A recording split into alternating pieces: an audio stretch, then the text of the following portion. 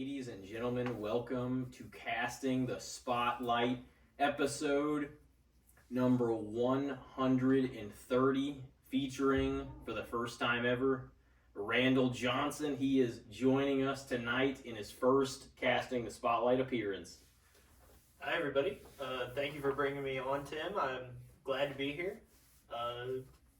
Interested to see what the fuck we talk about. I'm here to shoot the shit, and so, what do you want to talk about? We can talk about whatever you want to talk about. Oh, man. So it begins. The wrestling catchphrases begin. Oh yeah, I'll pop wrestling catchphrases all over the place. I was trying to decide between that one and do I have everybody's attention now? But what do you want to talk about? Yeah, no, I'm This just is that in every single Yeah. city. Oh my god. Do you guys like that or no? So There's like a little break. I have a certain bias. I really wish I could tell you when, because I'm not even gonna lie. When Cody originally founded AEW back in the day, I was not a Cody guy at all. Like, I remember the only time that I was really invested in what he was doing was when he was teaming with Goldust against the Authority. Beyond that, I was like, oh, well, this is just Cody Rhodes. And then when he went to Stardust, I mean, nobody took him seriously when he was Stardust, let's be real. I don't think too many people were heavily invested in what Cody was doing. He goes to AEW, and I'm like, yeah, whatever. He went and started his own company to get himself over. I was calling him a modern-day Jeff Jarrett is what I was doing. Because I was like, this feels very much like NWA TNA. He could have went that direction and put the belt on him. Good old Jeff Jarrett, man. Oh, yeah, they could have. And I was surprised when they decided to have him get into that feud with Jericho. He lost the match that said, oh, you can't challenge for the... I don't remember if it was while Jericho was champion or if it was just ever he couldn't challenge for the belt. Pretty sure it was ever because, like, shortly thereafter, that's when they brought in the TNT title and they immediately slapped that on Cody. But, resorting him to more of like a mid-card stature instead of, to where he's still like a relevant piece of the puzzle, but he's not like going to be the main guy. I don't know why they would have a match that basically he couldn't challenge for the belt at all, though, because that just seems like a weird thing. But It'd be dumb. I do like, contrarily to like what like Jeff Jarrett did, because everybody knows that Jarrett didn't really get over as the number one guy, and like, and not that I like Jarrett. I actually do like Jarrett. I do like Jarrett, but everybody knows that whenever he went to TNA, like I stand up for him a lot because people generally shit on him. I think Jeff Jarrett's deal was he aged well. I think with time, everybody grew to appreciate Jeff Jarrett as a worker. I don't think back at the time when he was making himself NWA World Champion. like 8 times. King of the fucking Mountain, I think. Yeah. I'm pretty sure they made that whole match and gave him a whole nickname because of it. But I think over time, everybody's understood that Jeff Jarrett's not that bad. What he was doing was a little forced, but, like, I don't think anything that Cody Rhodes did was...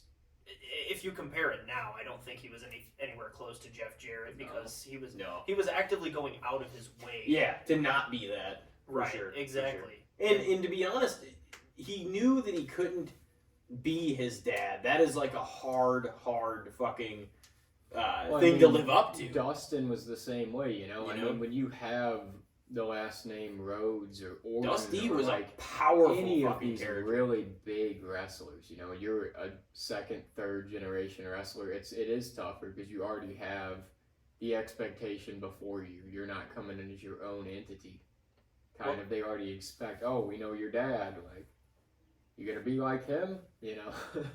That's where it's kind of weird to me because in my personal opinion, the Rhodes family, yes, Cody has that whole wrestling has more than one royal family, but to me, as much as Dusty was over, and everybody grew to it again, it's almost in one way, it is sort of like Jeff Jarrett. People didn't really grow to appreciate Dusty until he was in a producer role, or he was, in some cases, until after Dusty was gone. So, excuse me, but no, Dusty, as good as he was. The fact that he was never taken seriously and never made a world champion outside of, I believe, the NWA, aside from, originating the Dusty finish, I believe, with the WCW belt. I think Cody is really the reason that whole legacy is finally, like, Cody's the only Rhodes outside of Dusty in the NWA that has been a world champion. Like, as much as we want to say, oh yeah, the NWA, WCW, all these other territorial companies that existed way back in the day were super important to wrestling, and they are. The WWE Championship is the belt. And it was that's the one that eluded his family. Like, that's what finishing the story obviously was. Exactly. They put Dusty in polka dots. They made Dustin Goldust. So which was a great character, though, by the way. Which was a great character. Fantastic. No disrespect to Goldust. And Dustin, but he made that. That's the thing. It's similar to like the Undertaker thing. Like, so many people would have drowned in that character and just been fucked. But he made it what it was. Yeah, and Taker's talked in the past about how when they originally presented that idea to him, because that was back in the mid-90s WWF, when everybody was a gimmick. Yeah, everybody was a gimmick. We had the Repo Man. We had Isaac Yankem, who became Kane, so clearly some of these people can escape the bad gimmicks, but Duke if you the Dumpster, what was his name? Yeah, Duke the Dumpster. We had fucking Mantar. I mean, like... it was rough. Doink the Clown. And I actually like that era, because there are people from that era that I'm a big fan of. Sean Brett Razor. Doink on paper actually seemed like a joke, but Doink actually did get over, like the original Doink. No, dude, I thought Doink, I'm a Doink fan too. Like... I'm a big WWE 2K player, and one of the things that I had in my universe mode I run, obviously, like, whether you're into video games or not, but I mess around in 2K. I definitely had Doink the Clown win the hardcore title a few times because I was like, this would be hilarious. This is perfect. Badass. Yeah, that's badass. Yeah, Doink the Clown in the hardcore division. You can't tell me that in the Attitude Era they wouldn't have made him like hardcore champion and have him feud with Crash Holly every week. Oh yeah. You could have even gave him an edge and made him like a horror clown kind of, you know. Yeah, exactly. That gimmick had legs if they would have tried to, but that's a whole other conversation. They just had so many people play him. They're like, okay, we need Doink appearance tonight. Who wants to put on the clown makeup? Oh yeah, and I mean they tried to do that with everybody because there was a fake Diesel and a fake Razor, which everybody knew was bullshit. Yeah, like and everybody knew that Undertaker. wasn't them.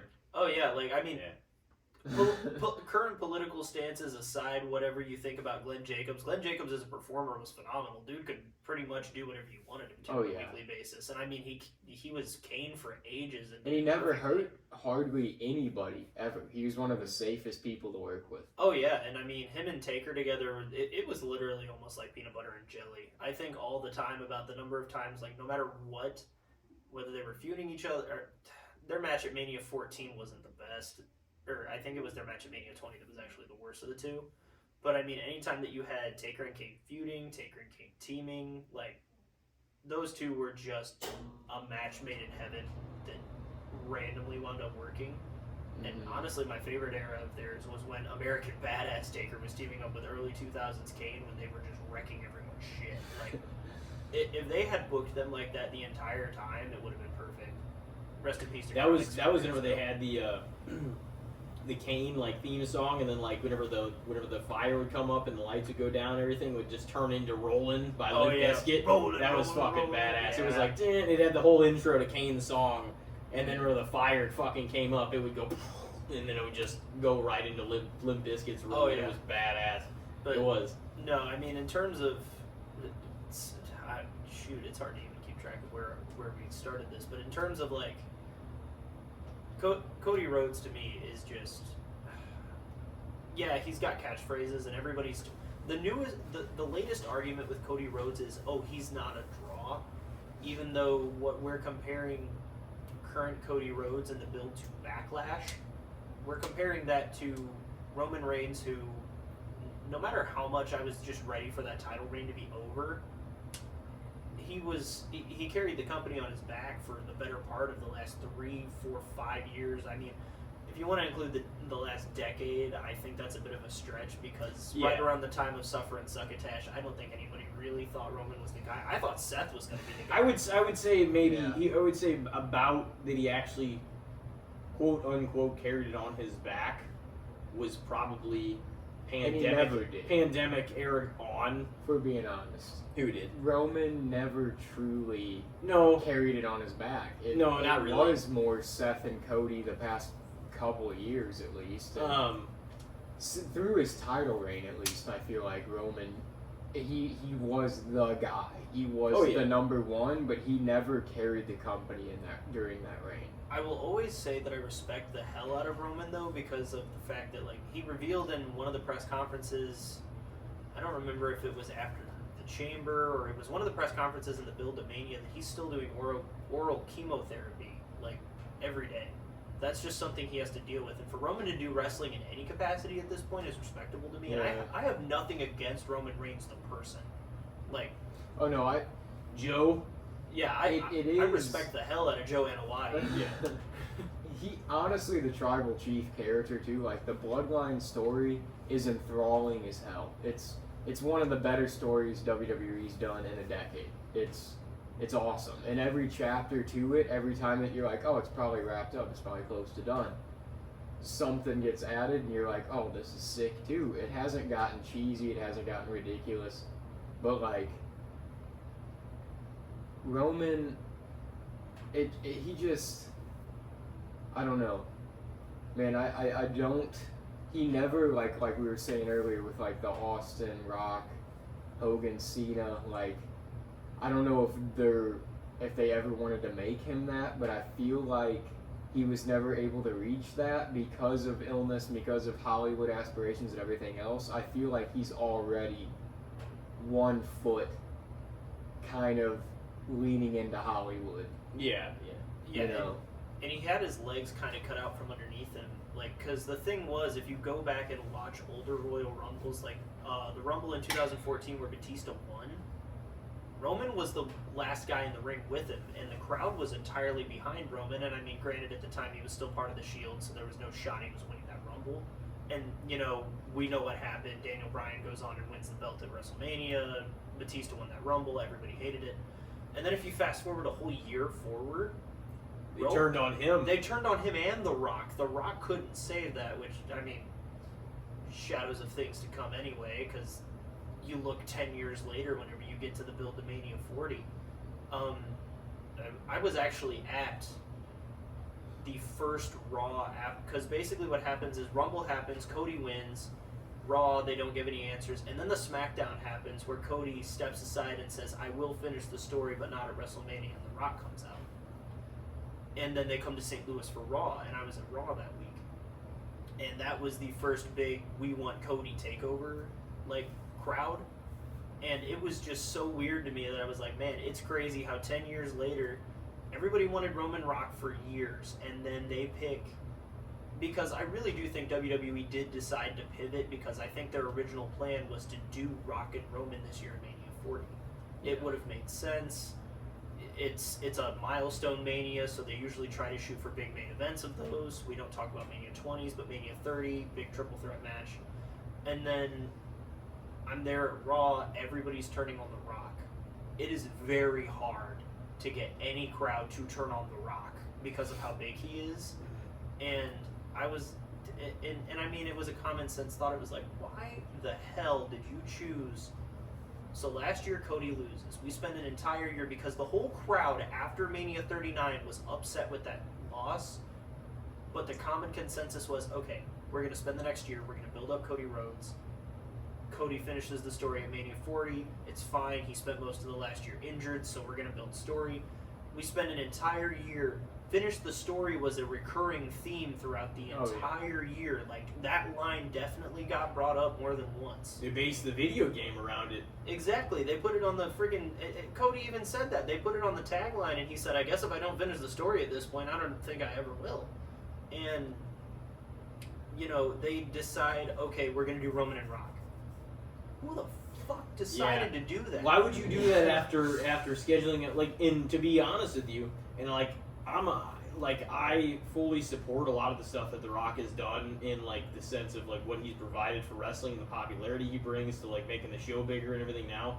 But them doing that, if they, you know, I know it's easier to say and look at now with the benefit of hindsight, but if they were going to do that, it should have been before. And Rock did say they were in talks to do it, but it should have been before they had their first match, because by the time we finally rolled around to before the Mania 40, the Rumble happened and everything was taking place on the build, people were ready to see Cody win. They didn't want to pivot from that to Rock Roman after kind of putting it in front of their face that you're going to get Roman Cody too, and that Cody's finally going to win this time. They didn't want to do that and then wait another year to see that. They wanted it now. I think they would have fucked themselves by doing that. Because you could have done Rock Roman, but it's after you already decided you were going to build Cody up to eventually win this match and to take the title from him, Yeah, and there were so many things wrong with that build too. Like, why?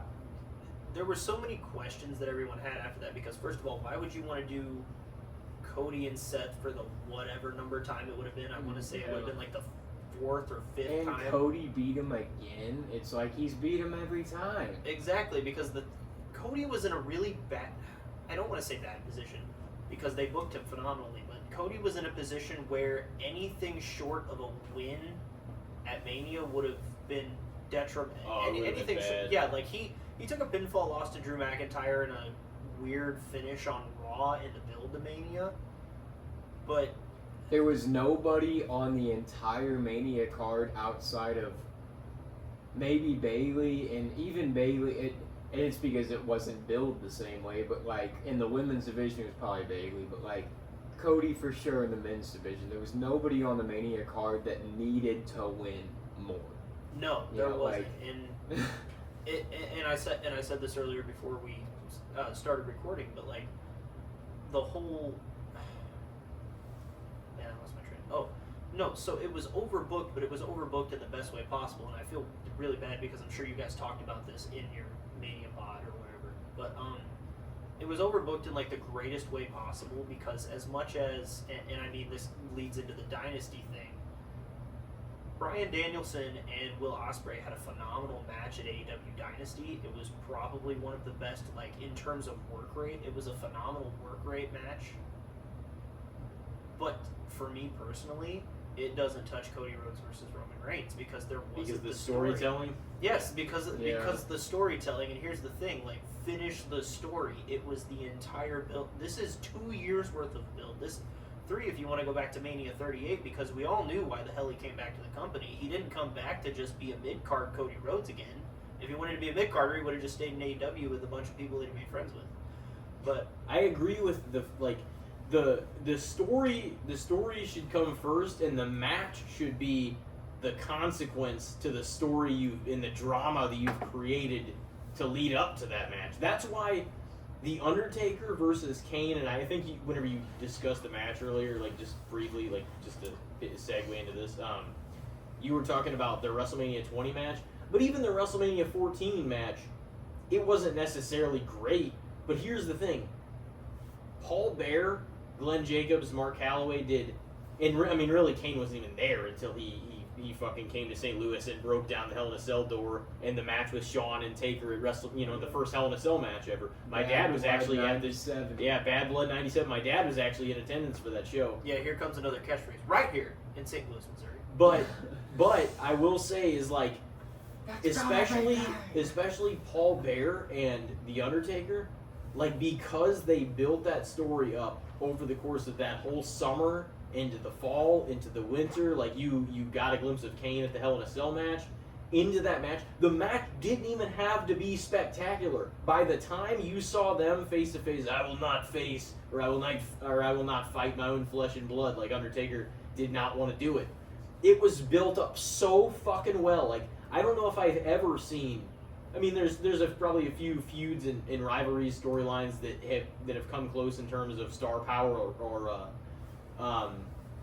in terms of competitive nature and everything, like Stone Cold, The Rock. There's a number of examples, but in terms of just pure storytelling and backstory and why this is occurring and what happened in the past, everything they put into that, there's arguably no story better that was told than the feud of Kane and Undertaker leading into Mania 14. So even if the match was quote unquote a letdown, by the time they faced each other one-on-one in the ring at WrestleMania 14, you're fuck, Like, you just wanted to see it happen. Everyone wanted to see them fight. You just wanted It could to have see been it. an okay match, and you were still like, I gotta see who wins this. Because It didn't you matter. just wanted to see it. You just wanted to see them staring across the ring from each other. You're like, finally, it's fucking here. Like, everything we have been building Because for the last wrestling year. is about the story at the end of Yeah. the day. Everything leading up to that, like, the match needs to be a consequence to the story you're telling. Like, it needs to be the end result, but I don't think everything needs to be like. I mean, obviously it's about, and I love seeing great wrestling. I think we all love seeing great wrestling, but it's always better when the term, the phrase "less is more." Like, you look at Rock Hogan in WrestleMania 18. It didn't even have to be the greatest wrestling match for everybody to be into it as much as they possibly were, because it was icon versus icon. It was literally like such a huge match that everybody wanted to see, that it told itself in big boots and a spine buster and a few rock bottoms and leg drops. Like, everybody was sold. They didn't have to do a bunch of crazy flips and everything, but the sheer magnitude of the stars that were in the ring was all they fucking needed to sell that story.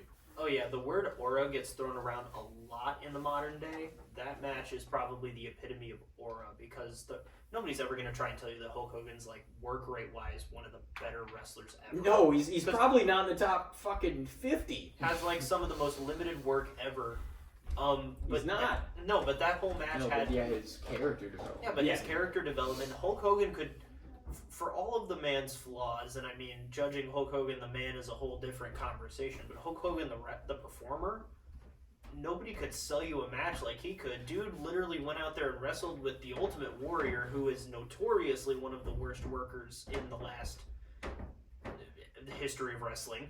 Because it's not. Warrior's cardio was never great. Warrior was basically just what the epitome of wrestling was back then. Burned his fucking cardio out in his entrance. I know. The dude sprinted into the ring, and then by the time he got to the ring, he was gassed. But he's like, all right, let's do some headlocks for the first 5 minutes. Yeah, but he sold. But the thing is, Hulk Hogan, and I mean that also is attributed to the Warriors' charisma back in the day. But they sold you on that match, and there was.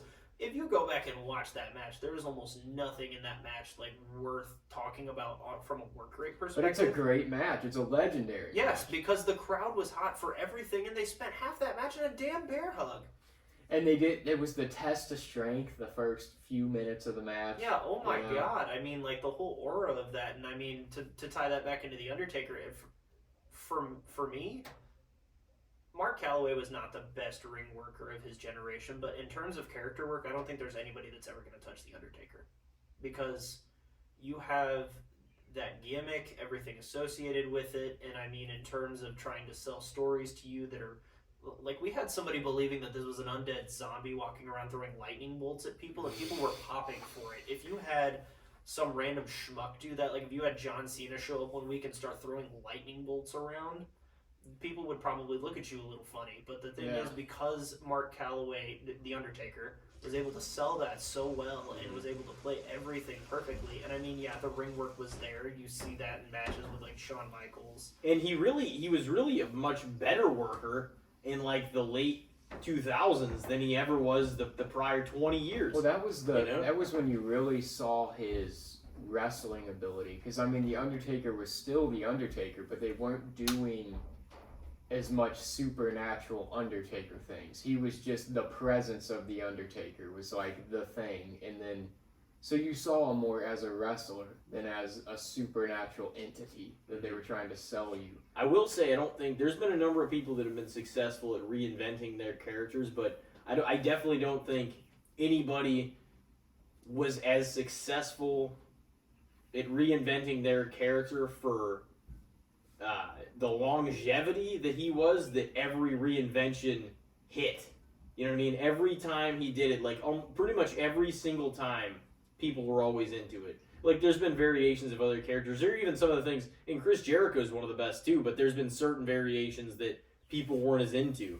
Yeah. I can't really think of a single era of The Undertaker that people, heel or baby, that people weren't into. Like, he carefully crafted every decision that he made with the character. And like, I mean, I guess we can't really say that every single one of them was his to make, because I'm sure Vince, since it was his character, he had some additions to add, or he had. I think eventually it was Mark's. I think it was his thing, his character. But like, obviously Vince just wanted somebody at the initial part of it to embody that character. But I definitely don't think that he saw it lasting 30 years. No, I think I think he finally started to take the character or make the character his own around the time of American Badass Big Evil era.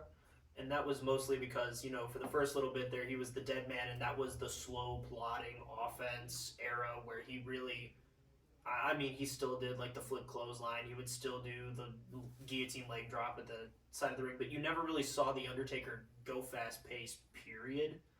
But then he becomes the American Badass, and you actually start to see for this dude I think he was billed at like 6'10", but for him being anywhere near the size he wasn't being that athletic, you finally got to see he could do that over the course of an entire match. It wasn't just a quick burst of energy and then he was back to, I'm going to throw a right hand every few seconds. And then I think gradually over time, they let him continue to do his dead man shtick whenever he went back to that after the Buried Alive match. But over time, he kept that that work rate, and he would put on great matches. The only unfortunate part is because he was The Undertaker and because he would do any fucking thing that Vince asked him to, they put him with the Great Khali, Muhammad Hassan, Heidenreich. They put him with a bunch of people that honestly, who didn't pan out for one reason or another. Most of them didn't pan out because Vince McMahon just likes big sweaty men, and he wants to see them slap man meat, even if they're not great ring workers.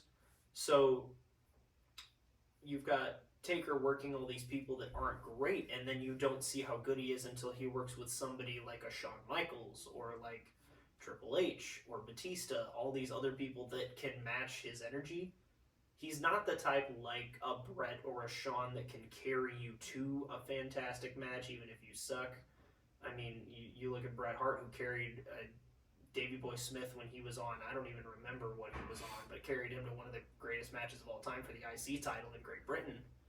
Yeah, Bret, it didn't really matter who his dancing partner was, though. He was bound and determined to make a damn good match every time he went out there. Oh yeah, and that's why him and Shawn worked so well together, because those are two people that you could stick with anybody and they'll come up with a great match. They were both the same way, even if they hated each other or Shawn was on whatever he was on, they both just wanted to put on a damn good match. Oh yeah, and that's why I think that's the one thing that WWE does better than AEW is character development, because I can't think of any, and I mean, go back to Chris Jericho. You say all these different gimmicks that Jericho's had, but has Jericho actually reinvented his character aside from Painmaker? Because that, I would say, he did actually develop as its own thing when he was over in Japan. Aside from Painmaker, has Jericho actually developed alternate characters? Or, from my perspective, all he's done is he slapped a nickname on himself and then said, "This is what I am." Or he just I don't think started Taker, doing different things. It's all been Taker, but it's. I wouldn't say it's a different character. I would just say it's just a reinvention of the same character. You know what I mean? Yeah, no, I get that for sure. Granted, the American Badass was different from the Dead Man. But is Jericho actually reinventing himself, or is he just saying, "I'm still Chris Jericho, but here's a random nickname I tagged onto myself"? I think he finally started using Lionheart again, or now I think, what was it that he was using at Dynasty? The Learning Tree. Yeah, I think he's starting to he do is now.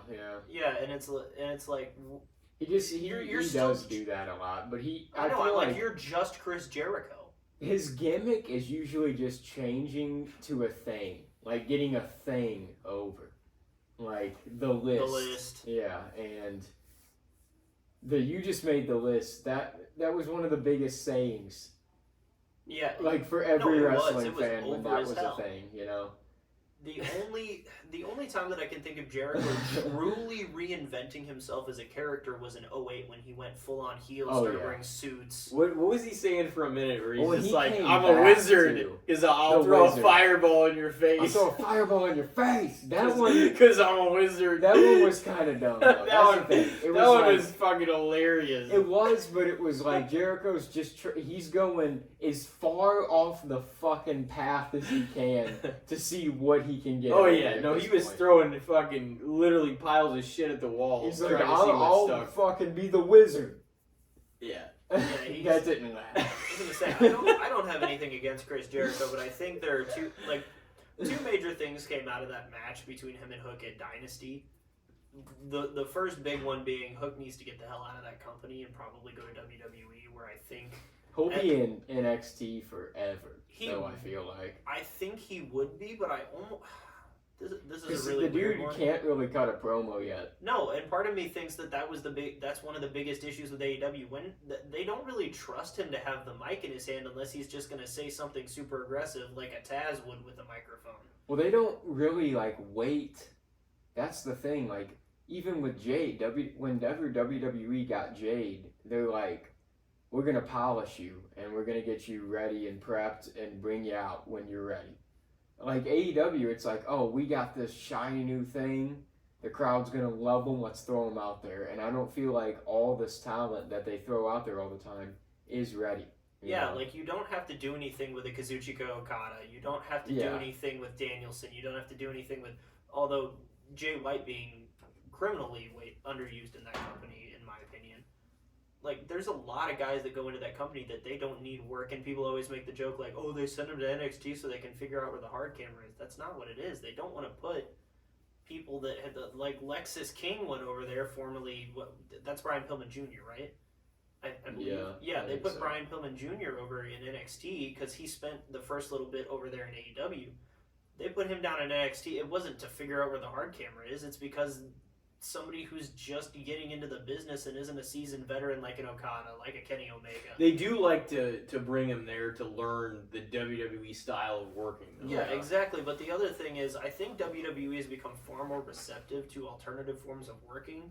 That's probably true. Because They're also better. Like I feel like they give them time to figure out a character, work it out, figure Like out you- who the fuck Yeah, they you are said they're before more- they put them in front of people. They're more fleshed out, I think, a few episodes ago. Yeah, they're you know, like whenever it doesn't take but a few appearances for any of the WWE wrestlers for me to know, okay, this is who this guy or this girl is.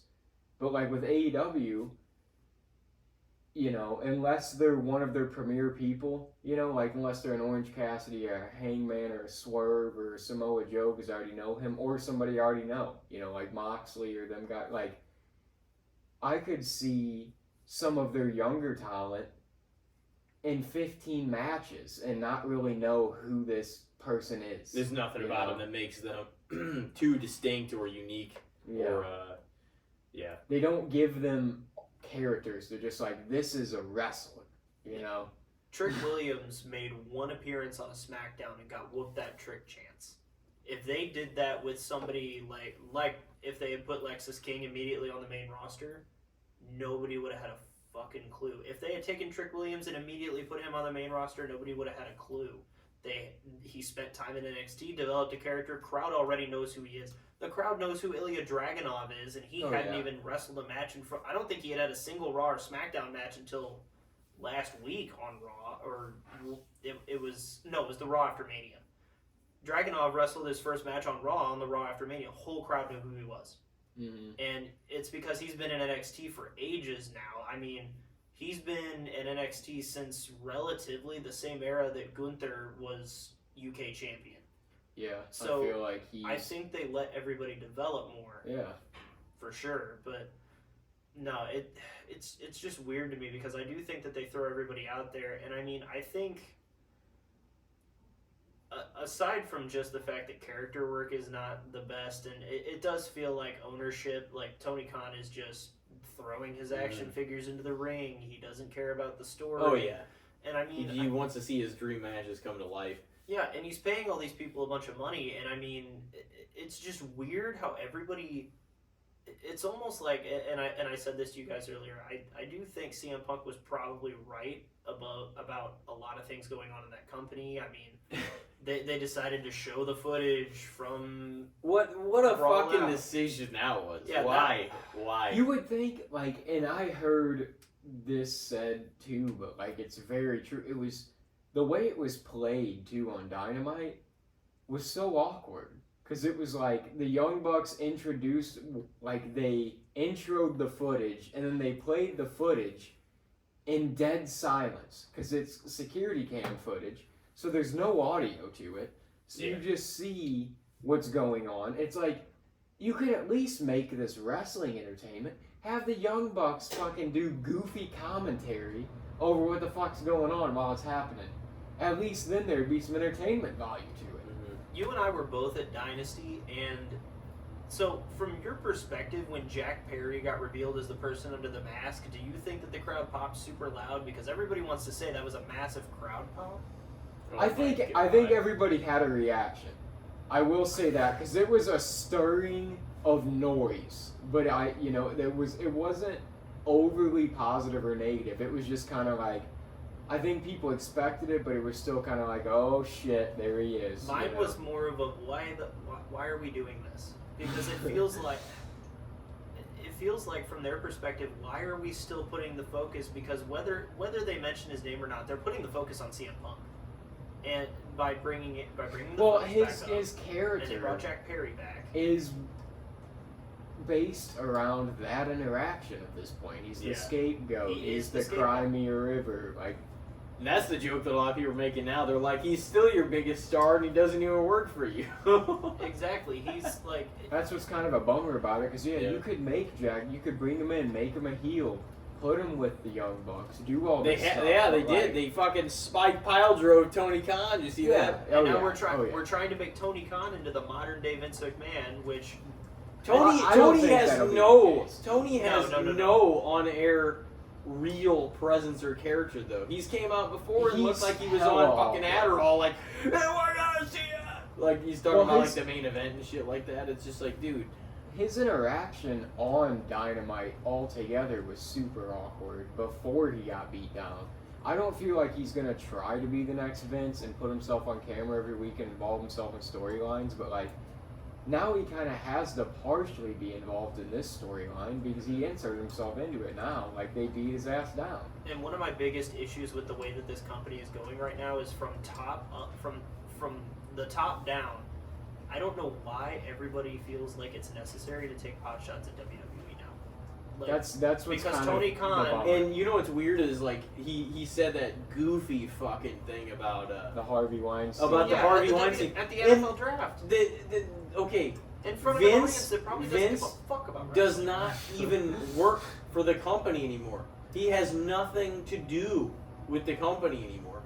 It isn't the same. It isn't the same company. Were like, oh, this guy did some freaky shit. Well, they drove him out of there pretty quickly. Yeah, it's not. It's the fucking Paul Levesque regime. It's not the Vince McMahon. Like, it's not the same. It's not the same thing. Like, and he should know. He has, I don't know how many fucking ex-WWE talents over there that he hired because they worked for a company that actually, like, was developing characters or I mean, some of them more successful than others, but it's like that, like, it's not like he's at the forefront of the company anymore, because at first I was like, everybody wanted AEW to be like an alternative, like a huge. Well, I'm still rooting for him. Oh yeah, I definitely don't want him to fail. Watch sometimes, like, I do still keep up with them, and I enjoy that they exist. There's a lot of ways they could still improve.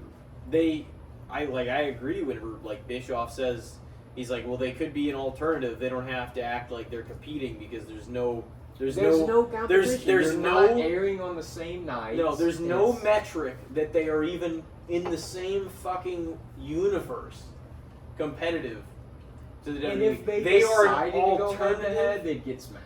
They are an alternative watch that if this is what you want to consume, that's more based around the wrestling than like some of the entertainment value that WWE provides. Even they're saying and acknowledging that it's professional wrestling again, finally, not under Vince McMahon, which I'm glad, because that's, at the end of the day, that's what it is, and that's what it should be. It's pro wrestling, and it should be presented that way. But you can also tell it in a way that has value in the storylines. Like, it doesn't have to be entertainment in these goofy segments that only appeal to kids or like different sections of the audience. it can appeal to everybody, and you can still tell great stories, and it be a little edgy the way that we know professional wrestling can be and should be, because by all rights, like even if it's a predetermined product, like it can still be presented like, oh fuck, like we've got to see what's gonna happen, because it was always made that way. It was always made, oh, you got to see what's gonna go on next week. Like you want to keep tuning in every single week. But like I don't know. I don't really know if they have a long, like, it sucks because it's still a young company, but they don't really even have the good grace now, AEW that is, to be said, oh shit, like it's a startup. It's like they're in their first year or two. They're 5 years in. They're not just being created. Like we are already half a decade into this. They're making a very odd combination of mistakes that reminds me of mid-2000s TNA, and I'm not going to say WCW 2000 because that product was borderline unwatchable, but they're making a combo of mistakes that TNA and WCW made, because where they're not hiring all of the old washed-up has-beens. I mean, obviously Billy Gunn's on payroll. I don't think Billy Gunn's not even really the big problem, but like They're hiring a lot of ex-WWE If Billy guys. wasn't there, the company would be fucking doing great. No, but like, no, that's not it at all. But it's one of those things where like they're hiring. Leadership is immature from a Tony Khan perspective. He's not a boss. No, Tony Khan is not a boss. That's the other flip side. That's what Punk said. Yeah, and he seems like a really nice guy, but yeah, he's surrounded by wrestlers who are wrestling in the company, who have leadership roles. They have leadership. When has that ever worked out? Shawn and Triple H are in charge of a lot of things, but guess what? They're not active talent anymore. No, they did it so long that it's like now they literally are the understanding veterans who are there for the talent. Now they get it because they've been in those shoes, but they're not doing it to get themselves over. Triple H cannot wrestle because he has a heart condition. Shawn Michaels does not want to wrestle. He had a great retirement, and then he did that one odd match years later. It did not But happen. no, we don't talk about the Saudi Arabia match because you don't like bald Shawn? No, listen. That match could have been awesome. Triple H's pectoral was a problem. Why the fuck were the Brothers of Destruction involved? Why didn't we do this match 10 years prior? Why didn't we do that match? Why didn't we do that 21 years before we did? Oh my fucking god! It would have gone over. It would have been over like Rover 21 years prior. But because we decided to do it there when everybody is archaic and in their 50s, it's like almost none of you can work an extensive match at this point. The only two people that have worked a match at all in the last like 3 years prior to that were Taker and Triple H. No, the problem was neither one of them were anywhere near their peak. Shawn didn't even have a bad performance, but nobody could look at anything except his fucking bald head. Yeah, it was like, exactly. It's like, Shawn, what the fuck is this? Shawn, why the fuck are you bald? And second of all, god damn it, your retirement was supposed to be the one that stuck. Stone Cold's did for the longest time. Yes, and that's why everybody respected Shawn, because he was one of the few people. God, like compare Shawn to Ric Flair. Ric Flair retired how many fucking times? Yeah. He's still retiring. He's still wrestling. He had a retirement show and he's still wrestling. So like, he's like, I think I could pick up the belt again. Yeah, exactly. And there's all these things. No, go ahead. No, I was just gonna say Shawn and Triple H did not, but like by and large they still ended it, when they needed to, but they're not active. They're not vying for themselves now. Like, yeah, Triple H is still on screen, but he can't compete. He's not trying to get himself over more than the other talent. Exactly. And that's sometimes, and like I know Elijah likes, and I'm not saying I don't like the Young Bucks, but like I feel like to a degree, they know that WWE is not going to hire them at the same time, and like they took that EVP like leadership role, and like instead of a high tide, rising all of the ships, they want to make sure that like nobody's a bigger star than us. Like nobody can come in here and make us look like shit. Like we've got to be the guys that's still in position. They do let people over though. I mean, they don't always always win their big matches. They do, but there's a huge reason I still call them Generation B, because that was their name back in TNA. It's but it's putting active talent in leadership positions or booking positions to having a say-so over what happens in the company as a whole all the time was always going to be a conflict of interest. And that was why I didn't like Cody Rhodes for the longest That's time. why because I was WCW questioning the had a decisions problem. that they were making. I didn't know why the Elite... Putting the Elite in executive vice president roles was a weird choice to begin with. Kenny Omega, and I mean, I guess in hindsight, Cody Rhodes, because Cody didn't really do anything egregious and he actively tried to stay out of the main event scene. And Kenny Omega's been largely respectable as an EVP. Did you see what he said recently? He stepped away from it. Did you see what he said Really? recently though? What about He Roman said Reigns? no. What Kenny Omega said. He said somebody was interviewing him. Literally, he was playing video games. I listened to the actual audio of it, and I think it was on. No, you said I think it it was was a on. terrible EVP. Yeah, I think it was on Cornette's show that they actually played the audio, but I did read what he said too. And he's like, I don't think I should be in that position at all. He's like, as far as I know, I didn't have a problem with Punk, and he didn't say the Young Bucks. He's like, but there's people. He's like, there was people in that situation that probably could have handled it better, or he's like, this is a locker room full of guys, like full of and girls obviously, but he's like, sometimes it's weird because the way he sounded so chill, like in the background about it. And he was just literally fucking around with his video games and just doing whatever Kenny Omega does. But he's like sometimes things just get settled that way, and it's not like that was the first time hands were thrown in a locker room before. No, has anybody heard of Wrestler's Court? Dude, I was actually debating on bringing that up as a topic, but like, that was some of the most one-sided bullshit of all time. No, Wrestler's Court was... Wrestler's Court, I'm not going to say was a perfect system by any means, because people it was like the more established veterans that were within the people that were there were going to be sided with almost every time. Yeah, I mean, I'm pretty sure that The Miz was buried for years because of an incident with, I want to say Chris Benoit? It was Benoit, and he was the main one I remember. With the chicken wings. He was eating, like KFC, and he said that he got chicken crumbs in his bag. And, like, Miz laughed it off because he thought he was joking. And it apparently became a big deal to the point where they took him to Wrestler's Court over it and said, okay, you know what? You're fucking eating in the locker room, you're being a messy fuck, you're getting chicken crumbs in Chris Benoit's bag. You're not allowed in the locker room anymore. And he fucking had to dress in the halls for like a year and a half over it. Well, the weird thing is, if I remember correctly, this was during a weird period of time because I remember I've actually done some oddly specific research on Wrestler's Court just because it intrigued me when I read about it.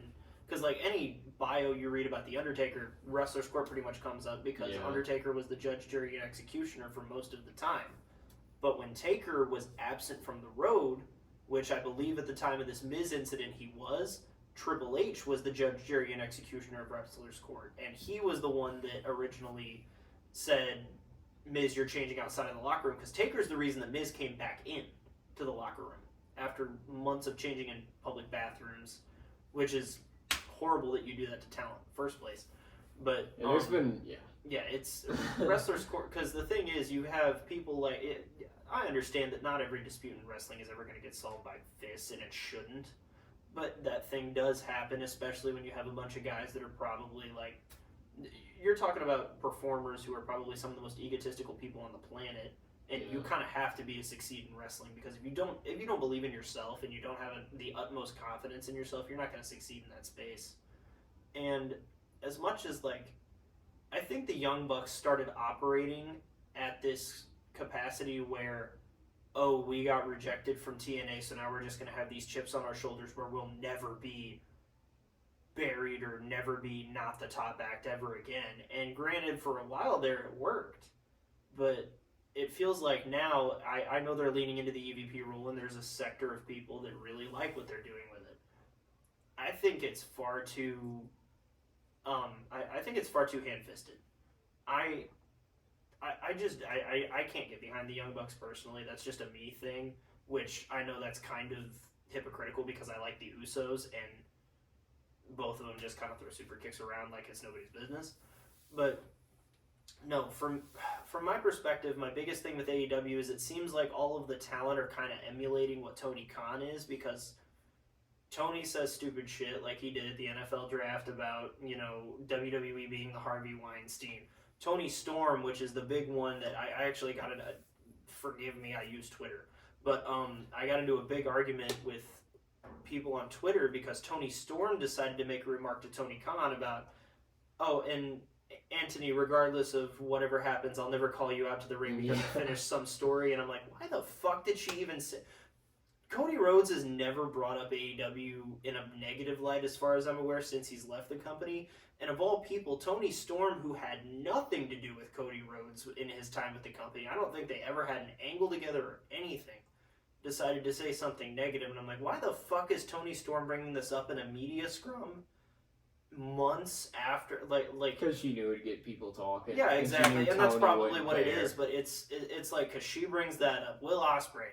His name was never brought up in that whole thing with Triple H, and I get it. Maybe because of everything that happened, Triple H was referencing Will Ospreay, but Ospreay decides to mention something about the grind, bruv, or whatever it was that he was talking about. So you know nothing about the grind. You just and grind he clearly on the was boss's pointing, daughter. He was clearly pointing towards that.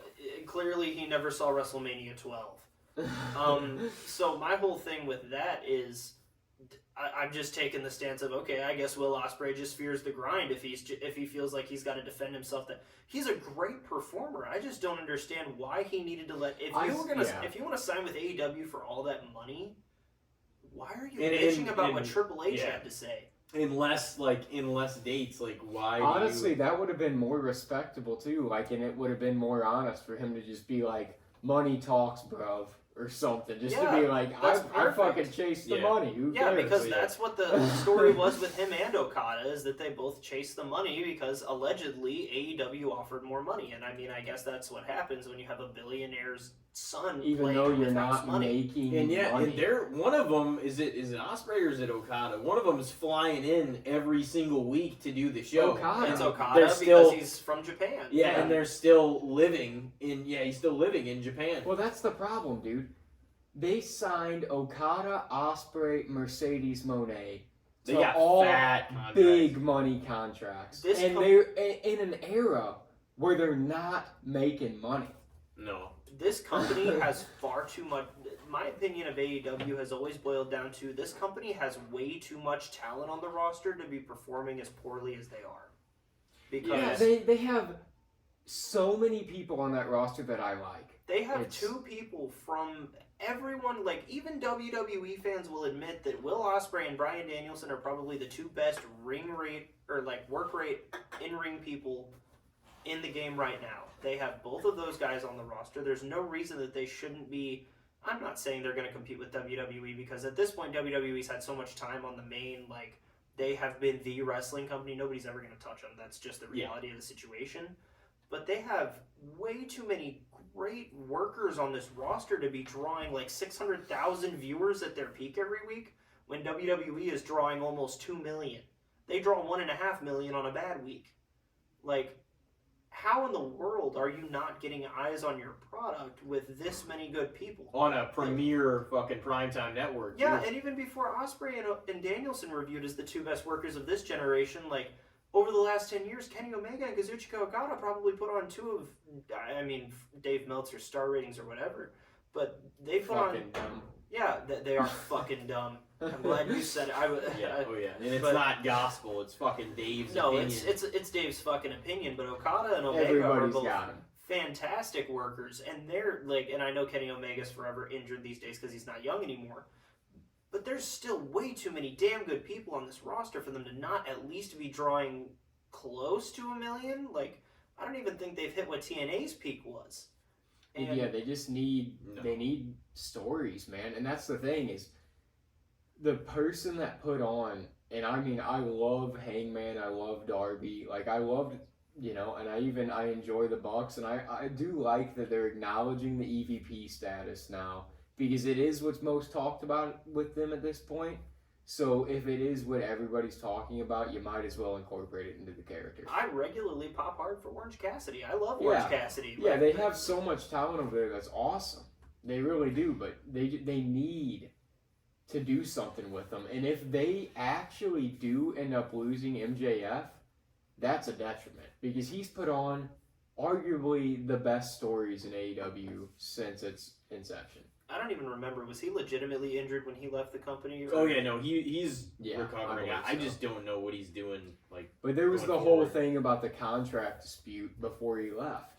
I don't know how real or not that was. before he held the title for a year. Yeah, and then as he was leaving, when the whole like devil stuff was getting revealed and all that, he was still People going hated on that. about being like, "Oh, time's ticking," you know. Blah, blah. So it was.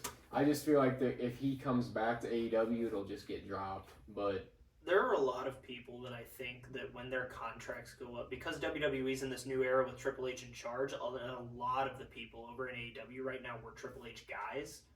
There are a lot of people that I think are going to jump ship when their contracts come up. Like, I don't think Adam Cole is going to stay at that company forever. I mean, he might stay there if Britt Baker doesn't want to leave, but I could easily see both of them jumping ship because Adam Cole was a huge Triple H favorite.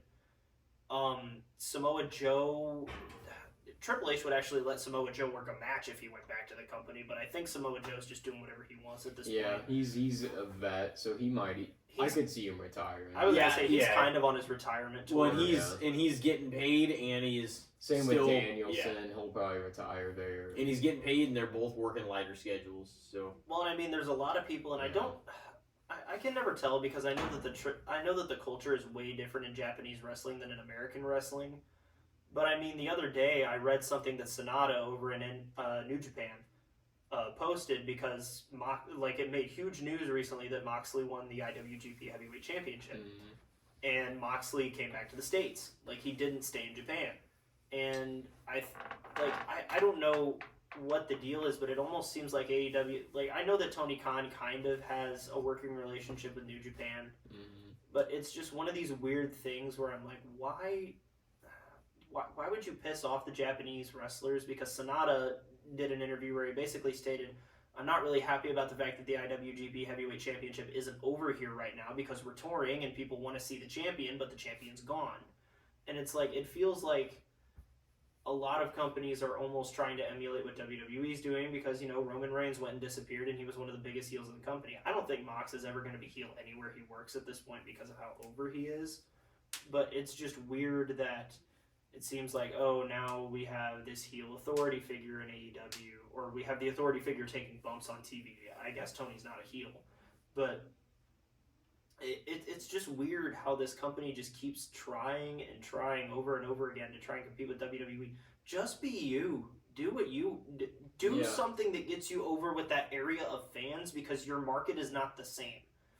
WWE's market is between people that are casual viewers of wrestling who just want to see the big names like John Cena, Roman Reigns, The Rock. And, you know, you still get the hardcore wrestling audience, like people that want to see Cody Rhodes, Seth Rollins, Finn Balor, all those guys.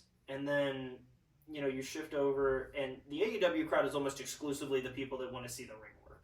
yeah, Now, do they need story to make the ring work make sense? Absolutely they do.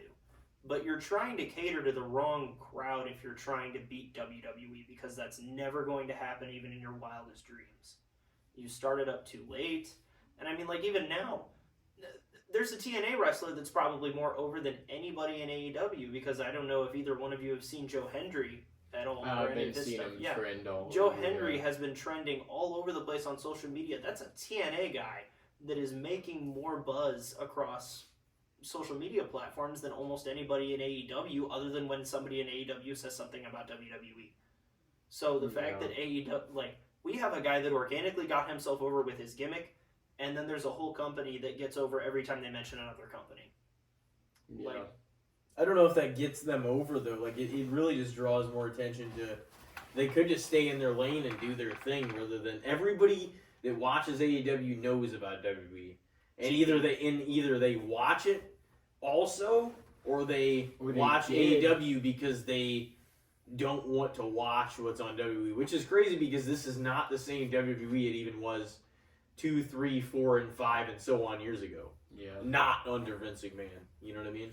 Yeah, and it's kind of hypocritical of them to take shots at WWE when half of their most over men and women on the roster are former WWE people. That got their prominence from being in WWE and not anywhere else. Yeah. Yeah, And then they sign all this great talent, too. That's another big pet peeve of mine with AEW. You sign people that I'm pumped about, and I don't see them for 5 weeks. You already have too many people. Yeah, that's why Andrade wound up back in WWE. He wasn't doing anything. Also, where the fuck has Miro been? I don't know if something's actually wrong with him, but he's not been on TV as far as I'm aware. Yeah, there's a handful of them that are that way, where I'm like, and I will say, there's a couple that probably do better work over in AEW because they're booked better. Like John Moxley, probably booked better than Dean Ambrose ever was. I would say Timeless Tony Storm is my favorite variation of Tony ever. You know, but like for the most part, you send these people over that like they have a name and people are excited about. They have a big debut match, and then they kind of just fall into the rest of the cards, you know? They're signing people. It's almost like they're trying to sign people to keep them away from WWE. Yeah. Like, a lot of the only people that they are prominently pushing are people that, if they didn't get pushed, they would get serious backlash for. Like, imagine if they had signed Okada and then did nothing with him. Yeah. Everybody would notice that. If they did nothing with, Danielson, or if they did nothing with Will Ospreay, people would notice that and bring it up. But then there's people like Andrade and Miro that they can sign them. They'll do something for a little while. Also, where the fuck's Jake Hager too? That's another one because everybody was. I think they said he was busy doing other shit. Didn't he do like MMA? Yeah, or he's something? in MMA too, but it's like. He never really fucking. They didn't really get too much with him anything anyway. He was in a bunch of tag team matches with the Jericho He stables. was in the Inner Circle, yeah, and I think he was in the Jericho Appreciation Society. Yeah, he was in both. He's just tied to Chris Jericho wherever he goes. Yeah. But like a lot of people, I mean, Sammy Guevara is never going to be able to get away from Chris Jericho, but. And he was one of the pillars. Yeah, so, one of the 4 pillars of AEW. Then he injured Jeff. Yeah, and then he injured. Oh man, Jeff Hardy. That's a whole other. Jeff Hardy just shouldn't honestly Jeff Hardy still needs be to wrestling. Stop. Jeff Hardy needs to stop. I am a big my top. And 3 I like Jeff. Yeah, my top 3 are probably like Undertaker at 1, and then alternatively between 2 and 3, you could pretty much put Jeff Hardy or Mick Foley in either slot. And I just think Jeff needs to be done. Like I mean, even there was a recent interview with Matt Hardy where he stopped calling the. What the hell was it? He stopped calling the Swanton Bomb. He stopped calling the Swanton Bomb the Swanton Bomb. It was some kind of a. Basically, Jeff's hitting people with his full weight now. He's not able to do it like he used to, where he pretty much almost just takes a flat back. He kind of like rock. Yeah, like rolls over the body. Yeah. Like Jeff's pretty much just throwing his whole body on top of people at this point. Yeah, well. And anytime he does any offense in the ring, he's like Matt now, because Matt had like this weird stiff-legged walk in the ring for the longest time because he broke his tailbone. Jeff's basically the same way now, and Jeff's offense isn't like Matt's where he was the more grounded. Jeff is the high flyer. That's his whole thing, and he just shouldn't be wrestling anymore, in my opinion. I don't like, at least with Matt Hardy, he can get over with some character work and he can work like a regular gimmicky match now because Matt just. You want to talk about people that are really good about reinventing themselves? Matt Hardy is probably one of the best at it. He just never got the recognition he deserved. And, yeah, I don't even know, man. Like, AEW just has so many weird, baffling decisions to me that just don't make any sense. And, I wish they'd succeed because I don't want to see a company go under. Like, I am a WWE guy, and I'll admit that to you, but that doesn't mean I want to see AEW close its doors. No, and it's great that a lot of talent is getting their pay and getting the limelight and getting a spotlight on, fucking a cable network, like a big time Turner network, you know what I mean? Which that's the other thing, and like that's something that like Tony Khan would do too, is take shots at like WCW and Ted Turner and everything, and it's like you're on the same fucking network that he was on. You're doing the same. How are you going to like? Why is the focus on so much that you're like they're not competitive in merch sales and live attendance and ratings in any sort of metric that you can conceivably decipher the difference between them and WWE. It's like if everything you're doing is about the wrestling and like just something different, the alternative, then that's fine. Like that's a different, like that's what everybody always wanted out of TNA and out of but the difference between WWE and TNA then, even though it doesn't feel like it, and AEW has more money behind them than TNA ever fucking did, is a closer gap than the difference now in the ratings between Raw or SmackDown and AEW. Yeah, and You know I what I mean, mean? I think part of that has to do with, because I mean, if you really look at TNA, they didn't technically start competing on that level until Hulk Hogan got there, because that, like, if you want to talk about big signings, it was probably, like, if AEW got Hulk Hogan to crossover at this point, they'd probably get a ratings pop because it's Hulk Hogan. Mm-hmm. But I mean, like, Can you imagine? They're like, we're gonna put on a Hogan and Flair match. oh my Over god, here. I don't think you even They need to fucking have do him. it too. I don't even think you need to have him do that, but like have him work or anything. But even if they could get Hogan just because he's Hulk Hogan to like appear on the show, it'd probably do some sort of rating. Oh yeah, I feel like he's still though, like he was just on the Most Wanted Treasure show I watched. Like I feel like he's still associated enough with WWE to where He's like not gonna get old. he's not gonna go like. But there is a number of guys who I know for a fact are still affiliated somewhat with WWE, but they said they'd be open to making appearances. Like a lot of the ECW guys, like the Dudleys and RVD and dudes like that. Like you get those guys in AEW to do things. well, yeah, but the weirdest one to me was the fact that AEW got somebody who I consider to be a WWE lifer in Edge. When they got Edge to sign, when they got Edge to sign, I was like, oh shit, is this where we're gonna get the turnaround? Because I was complete, and I mean I know Christian's there, but I was like there was no universe where I saw Christian being in that company as enough to get Edge to sign.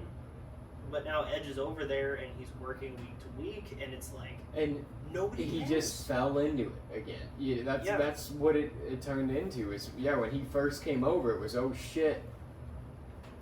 Another thing, Adam Copeland. Every time I see that guy, it's Edge. I can't call him Adam Copeland. No, it's it's Edge. so weird to me. I mean, like, and I know that before he was before he was Daniel Bryan, he was Bryan Danielson, but I still call Danielson like Daniel Bryan regularly. Yeah.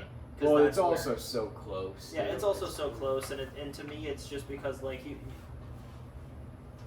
and it's like we said earlier, the WWE Championship is the belt. Like that is it's really hard to try and convince anyone that your world title at whatever company you're at is bigger than that belt.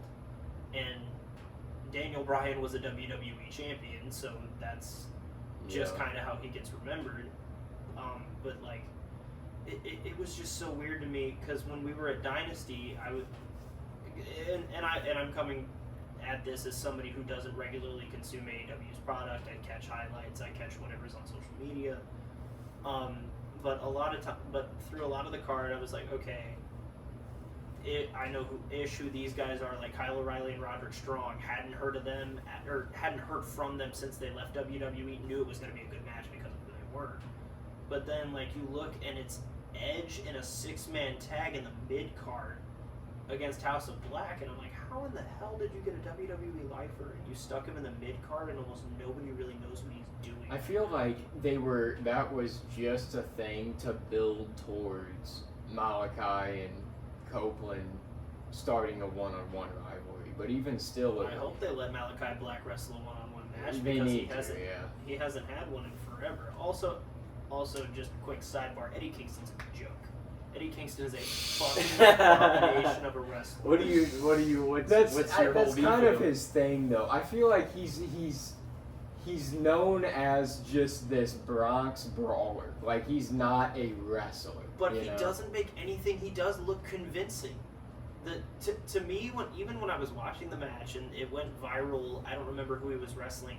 It's the repeated chop spot in the corner. He doesn't even make it look close to like effective. Yeah, it just looks like he's just gently patting someone's chest, and to me, like, and I know that there's different styles because obviously Mick Foley wasn't any technician, Jeff Hardy wasn't a technician, but like, it's just weird to me how Eddie Kingston has some staunch defenders out there that just like, oh, well, if you don't like his style, then you don't like Japanese strong style, or you don't know this, that, or the other. I've seen people wrestle strong style before. I've seen Shinsuke Nakamura work a match in his prime. Granted, he doesn't do that in WWE, but that's not the style there. But there's a way to make that look convincing without having to hurt people. There's a way to wrestle that style of match while making it like, oh yeah, this is just the brawler stereotype wrestler. Eddie Kingston, there is no part of his game that has ever convinced me. His promos don't sound as good as I think people think they are. I just can't get behind the guy. There's nothing about him that makes me want to take him seriously. And like, it felt like through that entire show, the most over two parts of the House of Black were the fact that Buddy Murphy is Rhea Ripley's husband, I think they're married now. Yeah, like fiance. Yeah, or they're engaged at least. Yeah. There were "We Want Mommy" chants that happened in that, which of course we all do. Everybody And wants her back. it's like, dude, We miss her already. and Everybody wants her. and that's a WWE chant. It is. It's a WWE chant, and then on top of that, I mean, personally, I think the crowd popped really big for Julia Hart, and I had never really seen a Julia Hart match that I remembered, and I was really sad that she lost on the show. But Julia Hart's entrance got a fucking huge pop because whenever her song hits, the house always wins. Everyone fucking sang that, from what I recall, and that was just weird to me. That I was like, how do you have Malachi Black and I can't remember Buddy Murphy's AEW name. I think it's Buddy Matthews. Yeah, Buddy Matthews. That's what it is. And I was just like, how is it that this group should be so fucking over? It's just weird how people are kind of building that company.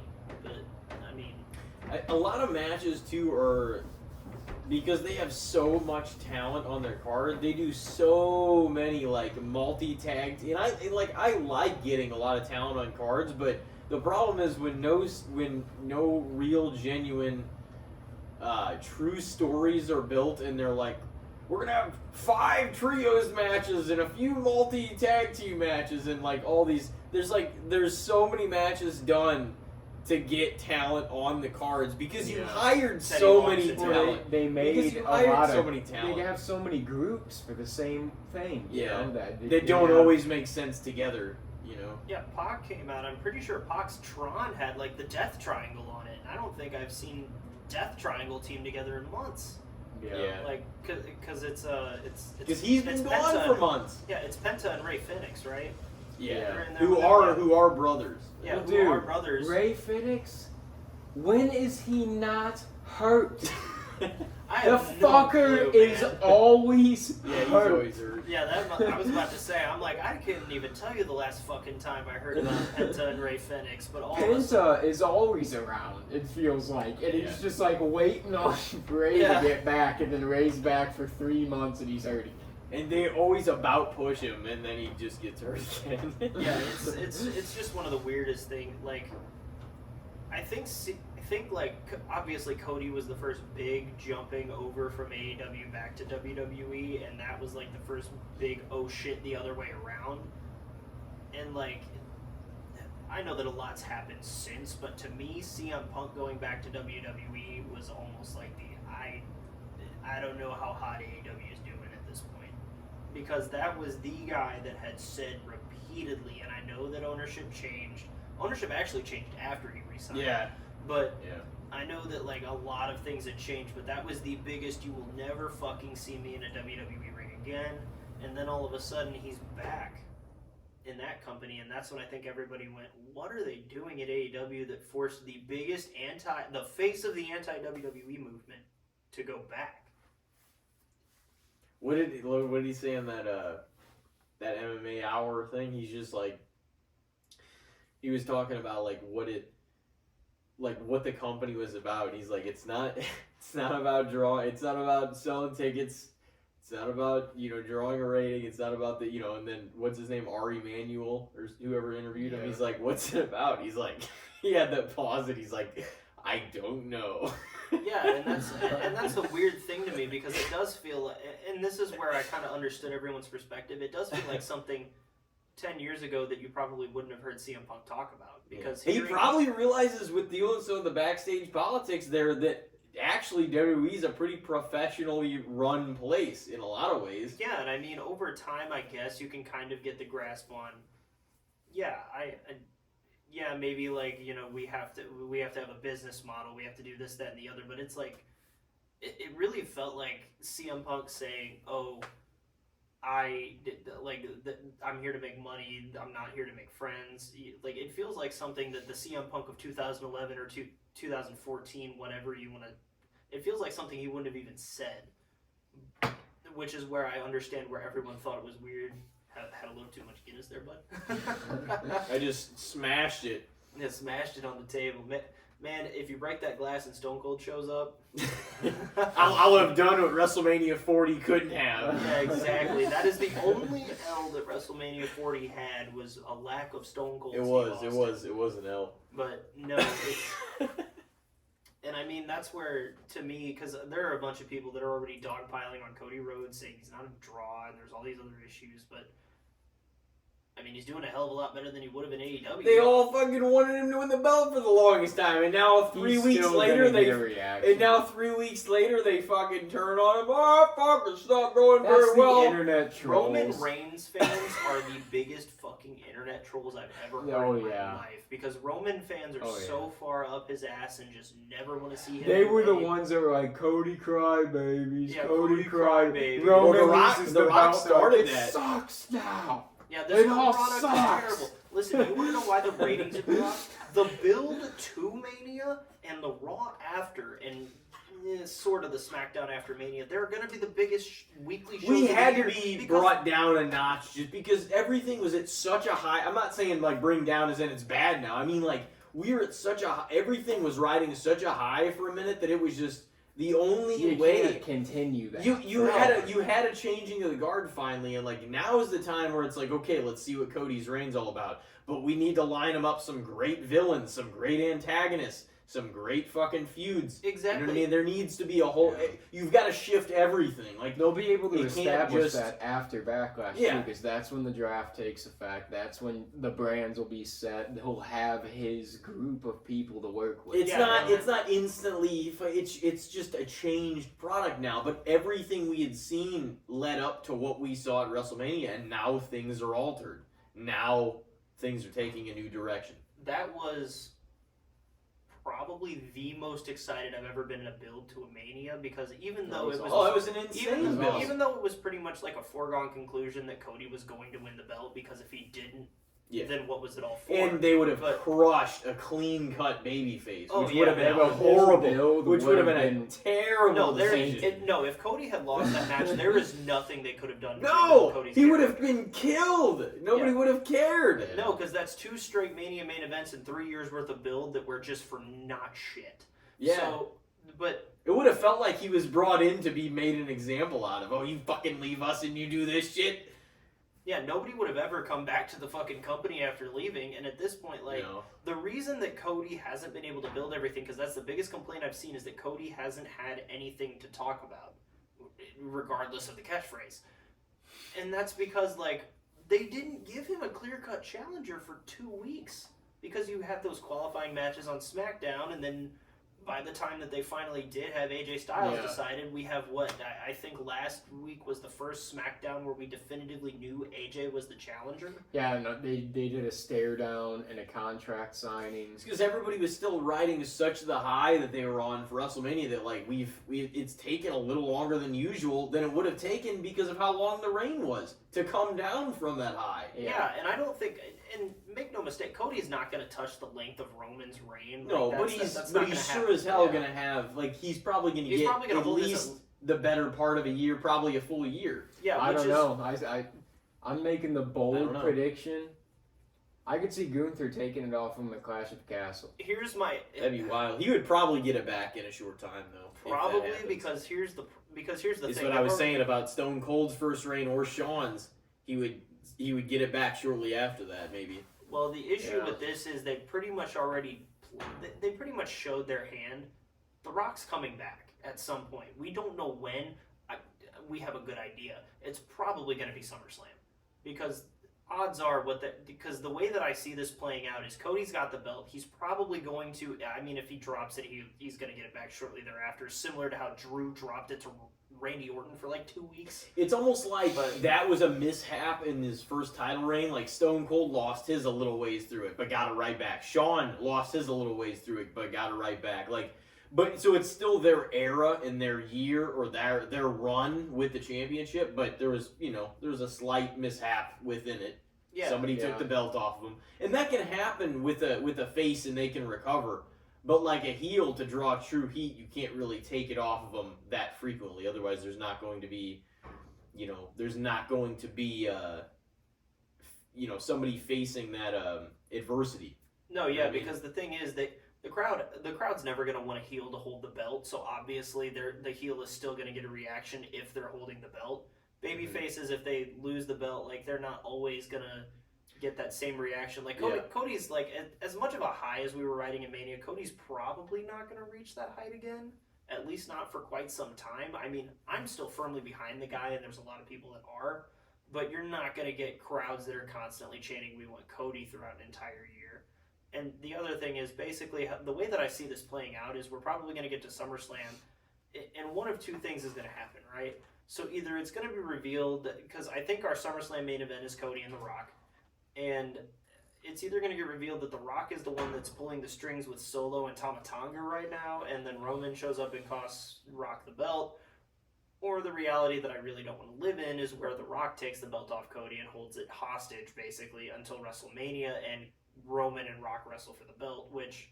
and this goes back to that argument that I've had with people a million times, because they're like, oh, the head of the table is tied to the WWE Championship. It's not. Roman Rock does not need the belt. No, that is a match that it's absolutely better. does not it's need better the without belt. it. It needs to happen, but it shouldn't be for the belt. It needs to happen, but it absolutely should not be for the belt. Yeah. I don't know if Rock wrestles a match at SummerSlam because he's not going to be here, think and he's going to be filming. He's going to be filming a movie through August. Through August. So like he here's the thing.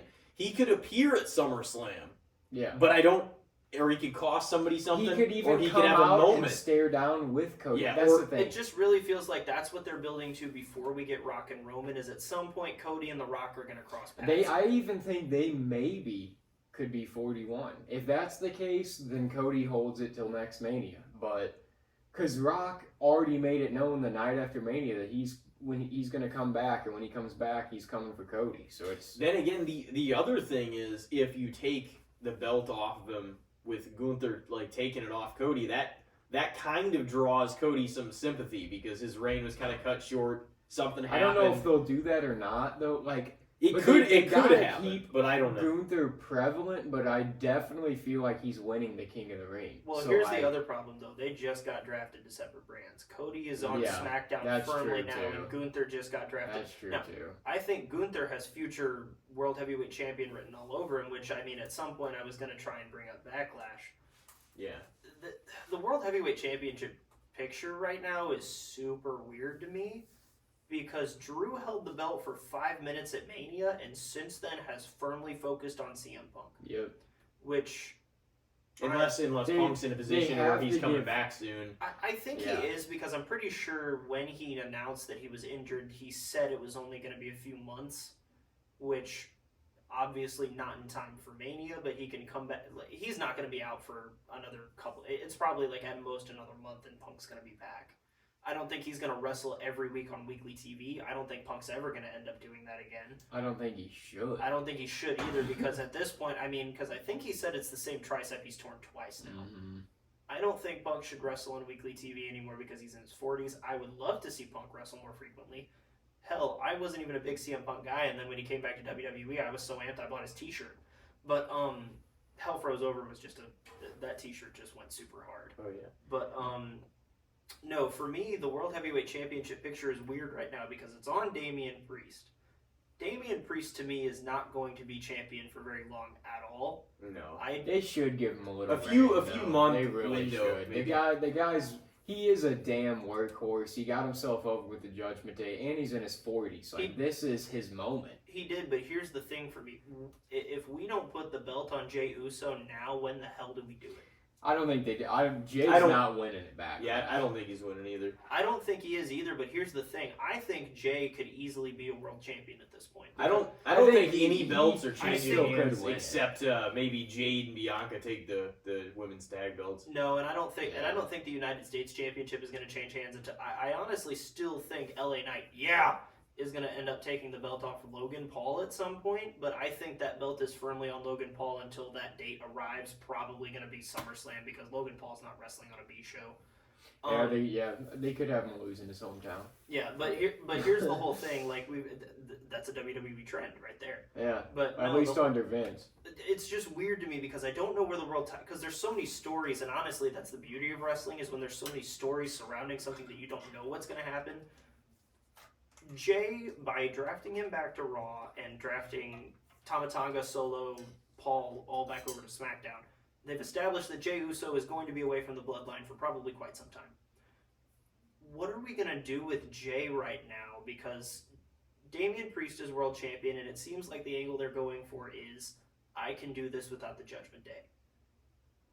Because every time that the Judgment Day has gotten involved in the last couple of weeks, Damian Priest has lost a match, or Judgment Day has... or they've disappointed Damian Priest by and large. And I think with Rhea gone, this is as good a time as any for them to split up the Judgment Day, because as much as I know that they've done good things, I don't think this group has too much left in it. I think they've been together for quite some time, and I feel like the world is ready for Finn Balor to go back out on his own because everybody wants to see Finn have another decent singles run, and everybody was disappointed last year when he didn't take the belt off Seth.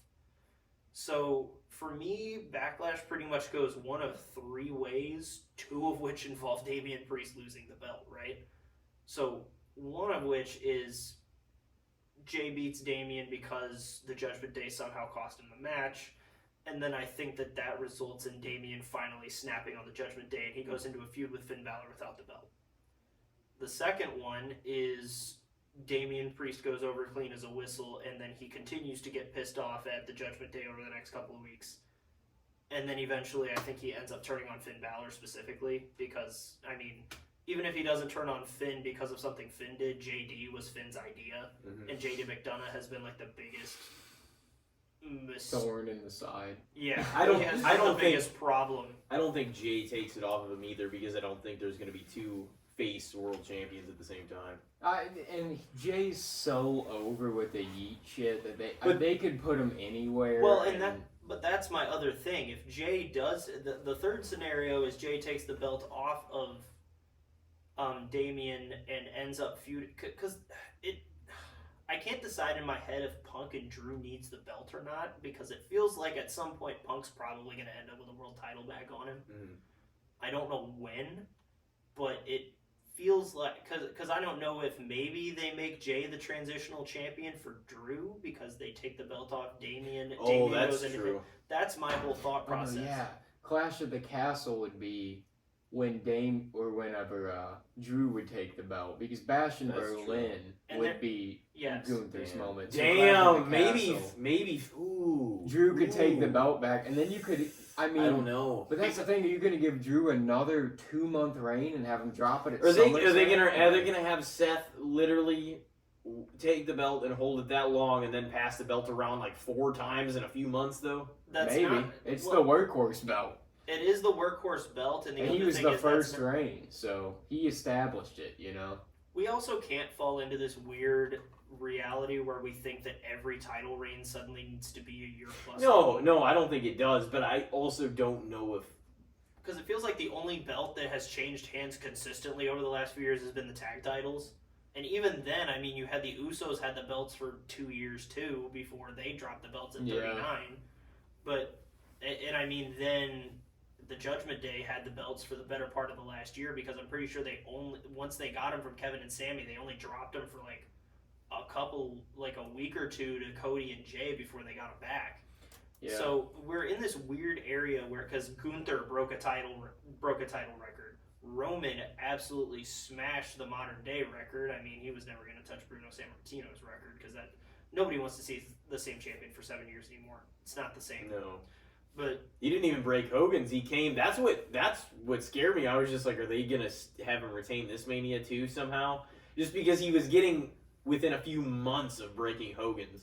if they had him break Hogan's, that's the problem. Then it becomes, why not have him break Bob Backlund's? Yeah, Why no, not I have know. him break Bruno's? And then it's like, Yeah. I don't want to see Roman Reigns as champion for 8 fucking years. No, thank fuck you. no.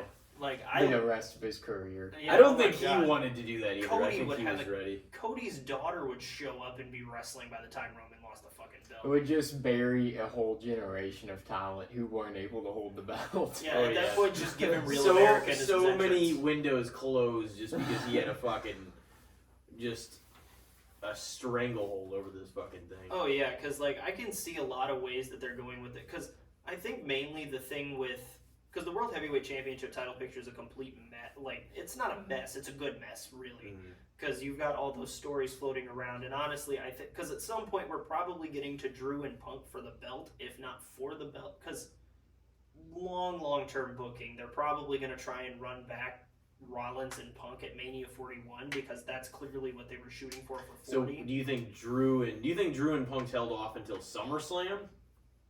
That's a tough question because it.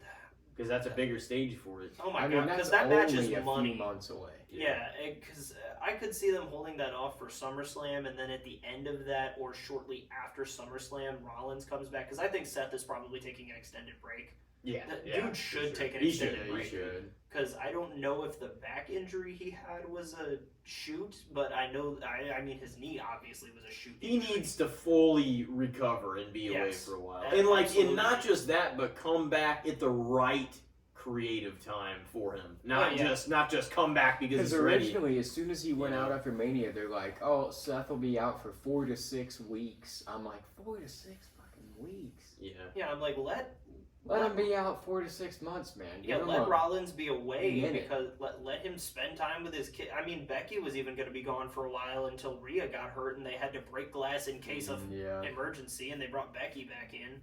Which, I mean, obviously that at some point is probably going to lead to Liv Morgan winning the belt, but that's a Yeah. whole other. Mm-hmm. But like, yeah, if you want to, because aside from the world title, if you want to continue on the Backlash card, like. Cody and AJ, I know that the build was not the best for that because we went through 3 weeks of Cody being champion and having no fucking idea who his challenger was going to be. But, and I mean, obviously this is going to take off more after Backlash because they're still going to both be on SmackDown. Mm-hmm. But this is just that to me is just a match that you can't go wrong with because Cody is one of the most over stars of this generation. AJ Styles, even though he's on his way to retirement, can still work with literally Oh yeah, anybody. and he's leaned hard into the villain aspect of his personality now lately. Yeah, even though his theme sucks. Before we go too much further, you guys want to take a short break and come back into the segment? We can talk more wrestling on it, and I'm sure we will, and Yeah. along with some other things. Oh yeah, no, that's totally fine. Alrighty, but we will be right back, ladies and gentlemen. Stick with us. Ladies and gentlemen, it is now time for some good, the bad, and the shits. For the first time ever, Randall's joining us for the segment. And we just hit you with some hard-hitting fucking wrestling content. Hope you enjoyed it because we spent a while on it, so... Yeah, I can get to talking. You- Oh no, it was great. I often get told I could pull a conversation out of a tree if I tried hard enough, so don't worry, I can. Oh yeah, no, I mean, if we really wanted to and timing wasn't a factor, I mean, we could have went fucking probably hours more just throwing around ideas and kicking around with the next several months of pay-per-view events or PLEs, whatever you want to call them. Right, It's gonna be. That's why you gotta have me back. Yeah, true. I can't give it to you all at once. True. Yeah, that's We're gonna dish it out for them. it's the Yeah. problem with there's like a few of those kinds of things like wrestling, horror movies. There's like a few topics where I'm like, I could just rattle on about them, and eventually I'm like, oh, nobody gives a fuck anymore. I'm just still talking about it. But well, we'll give you a lead into what the hell this is about. Well, for anybody that is listening that doesn't normally listen, we're gonna rate topics on a scale of overrated, underrated, or fair through whatever your perception or the societal perception of said thing will be, based on the way you see it. So we will see what we got. Elijah, you are up first. All right, well, I was really debating on what way I wanted to take this because originally I had a wrestling topic, but we talked a lot of wrestling, so I'm like, We did. maybe I'll pivot it. And I know we've all worked. I mean, I know you did. I don't know if you did as well, but I mean, we all worked retail. You know, we worked fast food. You've been in those environments, seen the things. What do you guys feel about management and retail / fast food jobs? Because it's a pretty shit position. If we're being honest, like to be a manager at one of those places, you're dealing with all the shit. You're dealing with all the bad customers, all the bullshit. Some people go on power trips with it. Some people are good managers, but it really isn't one of the most thanked positions. Like, it's always if you're a manager of a place like a fast food place or a Walmart or something, it's like you're in the position where everybody's like, let me speak to your manager. You're never like oh, this guy's got it going on. You know, so do you feel like they get the credit, or do you feel like they're given too much credit? So I think I know why you chose this pivot, because of what we talked about. Obviously, I won't use names now that we're recording, but like, in my experience, there's two positions. There's level. I mean, like everything, there's levels. But from what I've dealt with in my time with managers in retail, because before my current position that I'm in now, every position I've held before has just been, I was a worker at a retail store. I was at a hardware store for 3 years. I worked for 8 months at a fabric store while I was in Columbia, studying at Mizzou, and then I worked for 3 years at Target full-time. Well, full-time. I was part-time for part of it. But every experience I've ever had with a mid-level manager, like a team lead type position, or somebody that's like, you have someone that's a director of a store, or like a restaurant manager, or somebody that's at the top that's in charge of the whole thing. They usually have like direct assistants, and then it's either they have direct assistants, or you just go straight into whoever's between the store director and the regular members of the team. Everybody that I've ever encountered that's been a mid-level manager, sort of, and I think age also plays a factor, but most people that I've run into that have been in the middle between the store director and your regular baseline employees have been pretty solid. Like, everybody that I've ever worked with in mid-level management has been pretty good at treating everybody correctly. They've been more fair. They kind of understand the person aspect still. They're not too far removed where they remember what it was like to be in your position as a baseline employee. So they try to work with you more. But then when you get to the store director level, or the area where you're at the top, I feel like most of those people are in a position then where it's like, it almost feels like you're more worried about numbers, because then you have somebody to answer to as a store manager, because there's somebody that's a step above you. Obviously, there's someone ahead of you every step of the way up the chain. But it feels like whenever you get to the store manager position, a lot of those people seem to lose the person aspect of everything. Like, they don't want to treat you like a human anymore. They want to treat you like a cog in a machine. They want to treat you like you're supposed to be this robot that you operate on their schedule. If you're not making the numbers work, then you need to be replaced. It's basically like you're fixing something that's broken. Even though there's a person behind that job, there's a person behind a statistic. It's just really, it's a weird position to be in, because I've worked with a store manager that was put there because he was married to the boss's daughter, or the store owner's daughter, and then I had another boss that was completely spineless and just wanted to listen, or he just kind of took everything laying down.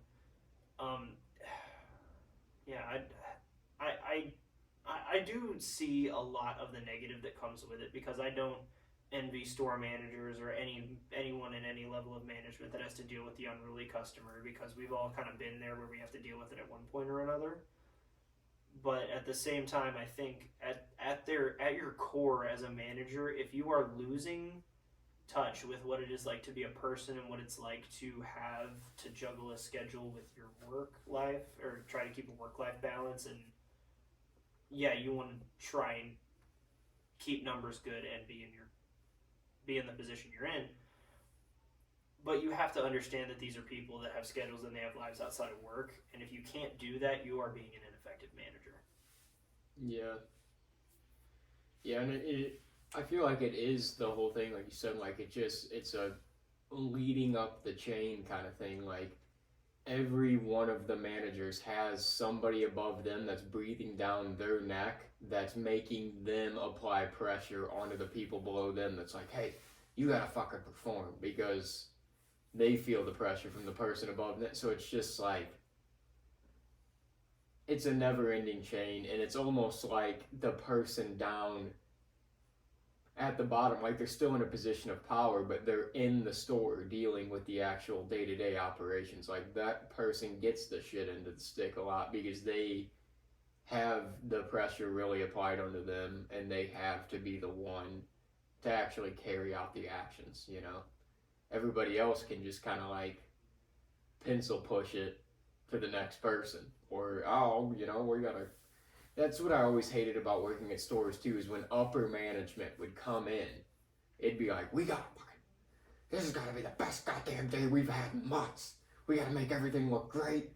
Everybody's gotta be on their best behavior. It's like, look, I get it, but why the fuck do we care about what this guy thinks? He's here once every 4 months. Am I really gonna act like his opinion matters? He doesn't know what goes on in here day to day. Right, and we're not gonna try and uphold this standard the rest of the year. Like, why the fuck do we care about this one time a year when you know damn good and well the rest of the year it doesn't look like this? Yeah, because you're trying to present something you're not. It's like a highlight reel of what this place can be. Get everything off the floor. Make everything in seemingly in tip top shape to present it as something it's not. It's just like, well, when it looks like one thing and it actually is another way, it's gonna come across as disingenuous, because they're gonna be able to see right through that. If they really know what they're doing and they're in a higher up position that is able to tell how the store runs and operates on a daily basis, plus the numbers. So if the numbers aren't in line but the store looks like it, you know, if it looks like a clean cut model of how it's supposed to look, something's wrong. Because why does everything look like it does and people are behind on, you know, orders, or, you know, things are taking too long, or inventory doesn't line up with what's actually in stock or what's actually in the back, you know what I'm saying? Like, if everything doesn't add up, then something's off, you know what I mean? Something's missing. So, like, I definitely agree that, you know, like how can I say this? I know that everybody has somebody to answer to, and at some level or another you have to delegate and have people have different responsibilities to answer to you as more of like a human being, as more of a person, and to talk to you like so. But I don't think that being in a higher up position and making X amount of dollars more, you know, I don't think that entitles you to you know, dropping your sense of humanity and understanding, or be willing to at least hear out people on, you know, what's going on with them, or what. I mean, and I'm not saying give everybody a pass either, because there are people that bullshit and they call in and they say this and that and all I get. But it's like the repetitive behavior, that's one thing. But whenever people are being honest and being upfront, giving you notice, saying, hey, I took these days off, it's months before, it's weeks before, oh, hey, this is an emergency, this has never happened before, but hey, I need this day off because this person died, or I know that, you know what I mean? Those are things that are life things. If it happened to you, you would give yourself the leeway in being like, oh, well, this happened, I gotta take a day off. Why wouldn't you do the same for somebody else? Right, and then there's people that feel like they're in a certain position where, you know, oh, somebody died, oh well, too, they'll pretty much hit you with oh, somebody died, well, how does this affect me? How does this not? And that's not my problem. That's about that's the worst not my thing you problem. could possibly fucking say. Yeah, I know, and that's like, whenever it comes, I'm not saying somebody feels like an all too to familiar me. situation. Yeah, but I'm not necessarily saying, but I'm not saying like with, like, just to be clear, like with a death or something like that, but that's the type of behavior, and those are the type of responses that even when you give them a good reason, even if it's not to do with something like that, it's like, that's a little much, and dare I say, like, the word, like, heartless, because, I mean, everybody can come across cold in certain situations with their responding to you know, to things, but It's like you didn't put any thought whatsoever into like what I just said to you. You're only responding because this is an inconvenience for you, and you don't want to go through the trouble to replace the role that I was supposed to play, and you would rather just, you know, you would rather brush off the actual valid reason I'm giving you, so that you can put this on me, even though you know well that life shit happens, and this isn't what I would do every day, or this isn't what you would do every day, or this, you know what I'm saying? Yeah. Like, this isn't the type of stuff that happens all the time, and there's certain people that'll never be understanding of even things like that. There's certain people that shouldn't be in charge of other people because, like I said, there's just people that are prone to, if they're in, I mean, it's a human thing, but if you're in any position of power, you're going to, you know, there's people that are going to feel power hungry over it, and like if they have any sense of control, they're going to take like full reins of that, you know, and just to the fullest extent they possibly can. And it's like, it's not that big of a deal, dude. You're managing a store in a town, you know what I mean? It's Right. like, It's like if you're, and I understand you want to take some level of pride in your work, I guess, like, even though you're doing something like managing a store, I totally understand you want to. Wanting to perform it's your well is position. still wanting to perform well is still understandable, but there is a very fine line that you toe as a manager because you're not going to get ideal performance out of your employees if you're not trying to work with them. If you're not working with them, they aren't going to want to work for you. yeah. Because you should command respect without having to, you know, sit there and basically threaten people with their jobs every 5 minutes, or feel like you know somebody asked for a day off and then you have to ask them why. Like, if they've called in a million times and whatever, I guess I understand. I can understand that because if you're calling in every other day to work and repeated behavior, and your manager finally asks you why, I can understand that. But if it's literally like, because it's like I was telling you earlier, I asked off for my best friend's wedding. I was supposed to be the best man in the wedding. Put in a request with plenty of time, and it was. This is more with the PTO side of things because I wanted the time off paid. Put it in. It gets denied, and I'm still scheduled off. So instead of actually getting the pay that day, I'm just gypped out of a day's pay, and I don't end up with 40 hours in a work week because for whatever reason my manager decided that was not something that they wanted to do. Why? Why would you? Because you're essentially, and I understand you have to put somebody in there to take my place anyway, but you're essentially gypping me out of a day's pay, and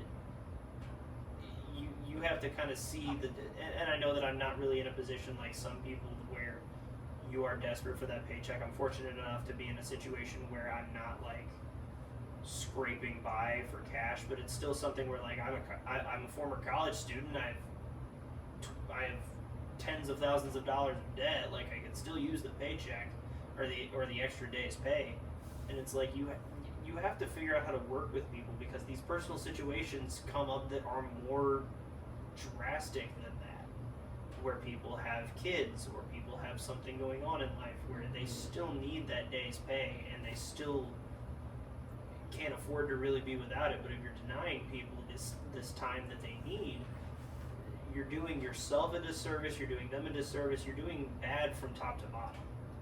And like I really think that gets lost on people, and I think it's especially lost on the older generation, people that are in their 40s, 50s, because it feels like anytime that they're like, oh well, I missed out on XYZ important event, or I missed out on little Jimmy's birthdays for years because I was desperate to make however much money it was that I made an hour, and that's just not how it works anymore. Because in my experience, I've had some people, granted, that are older that have been managers over me that were very easy to work with, very understandable people, very fun to work with.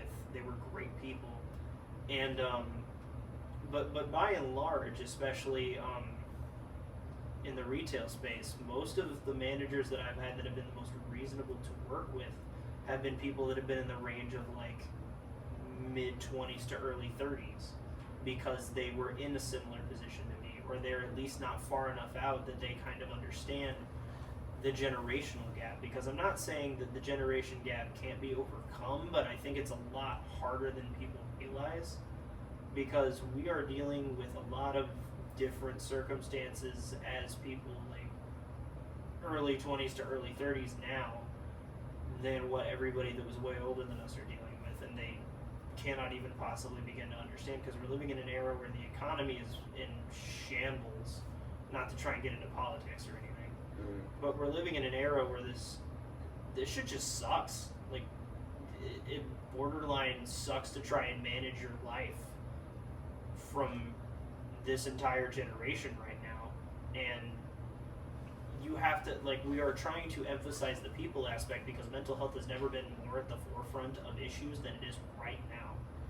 And mental health is very tied, in my opinion, to what your work ethic is going to be. And if you're not working with these people and you're not letting them be people in their free time, and you're just treating them like cogs in a machine, you're never going to get them to want to do anything at peak performance for you, because you're not emphasizing that person aspect. Yeah, it's a very difficult balance to make, because I would never, there's a reason that every job I've had where I've been offered a manager position, I turned down, because at a retail or a fast food place, I would never want to be the manager. You know, like, it's not a job I would wish on anyone. So if you have a good one, it's like, damn, this person is undervalued. You know, like, what they do for the store, what they do for all the employees, like, it's honestly, they don't get the credit they deserve, because it's kind of a thankless position. But then you have other people on the completely other opposite end of the spectrum, where you're like, man, since they took over a position of power here, they make this place miserable. They make it, you know, impossible to want to come to work. So there's like either end of the spectrum, but overall I would probably say fair for the analysis of, because while I think that it is not one of the more respected management positions, and that's not necessarily right, because they got to deal with more shit than a lot of managers do in other departments and areas of work, all in all, just because they deal with all of the public. But also some of them can be unbearable. So yeah, and you have to kind of know what you're getting into with positions like that, because if you're not fully equipped to do it, then don't say yes. Self-awareness is a big thing. Well, and the thing about it is like, I guess sometimes it can be, because there are disobedient people and employees that just don't respect managers or their managers or whatever, for whatever reason it might be. But to me, like, as far as listening and the obedience factor and all that kind of stuff, or just doing what's asked of you, like, the default is respecting you until you do something, you say something, and you make decisions that are to undermine, cut down, be condescending towards, you know, and all of the above, until you operate in a way that makes me think like, wow, okay, that's the way you're gonna be. Okay, then maybe I need to rethink the way our interactions go, or maybe I need to actually assess the way you speak to me and other people in a different manner, because this isn't okay on my end either. You know what I mean? And I don't think there's anything wrong with like having boundaries in that sense either. I mean, obviously you're being asked. It's not even that I'm saying no. It's saying like that I'm giving you justifiable cause and reason to why this or that happened. Or, you know, oh, I was 2 minutes late today. Sorry about that. Like, you know that fucking, you know, the other 20 days in the month I wasn't. I'm not often late, you know, and that's not, I mean, I'm generally punctual to everything, you know, I've ever really gone to, in the sense that it had some sort of a timing that I had to meet, you know. I wish I could say But the same. It's a bad habit. Generally, yeah, I'm not nearly batting 100%. I'm not saying that. But at the same time, it's the exception. It's not the rule. Me being, you know, late, or me not being punctual. But like, you know, I don't know. There's just I guess there's a lot that could be said and unpacked about that, but I mean, so like, what was your Just general one again? management at retail / fast food positions. Like if their position is properly respected, you know, or if you feel like they get too much credit or not enough, like, because it is kind of a difficult one to unpack, because it is, like I said, I don't feel like they necessarily get, from the general public, I don't feel like they get the respect or recognition they deserve, or even from the corporation That's they deserve. true. But sometimes, depending on who gets put in that position, they can just take it way too far. So I think sometimes by the general public, it might be undervalued. undervalued and maybe not quite appreciated. Maybe like a little underrated from the general outside perception. But like working for them, sometimes it's whenever it gets to be like a power trip or something like that. I think if you're taking it to a level where you're making like $3.50 more than I am, or some shit like that, and you're acting like you're a big shot because you've got this, you know, like what other qualifications outside of that, you know, do you have? And I'm not, like I said, that's why we're being title. That's why we're being Right, exactly. vague. But it's like it's, you know what I'm saying? Like I don't think that gives you, you know, I don't think that gives you the right to talk necessarily down in that sense, because it's just like what exactly puts you in a position to. I mean, yeah, like they have a title, but it's like They're taking it to the human equivalent of that finish doesn't work for me, brother. yeah, that's wild, you know. Yeah. Yeah, I mean, I guess like as a final verdict from my perspective, I would agree that if you're looking at it from an outside public perspective, I do think they are undervalued because most people just don't see what happens behind closed doors. They don't understand like, yeah, they're still managers of that store. They're still basically making everything run. But as an insider perspective, I think that if they properly respect their employees, it's great and they're appreciated fairly. But if they're disrespecting you, I think they're appreciated far too much. And I think that by and large, management just needs to better understand people in order to help their businesses function. Yeah, I agree. See, and that's an interesting one, because that's actually like how I was defining the definition of how we rate these at the beginning, when I was saying, oh, your perception or society's.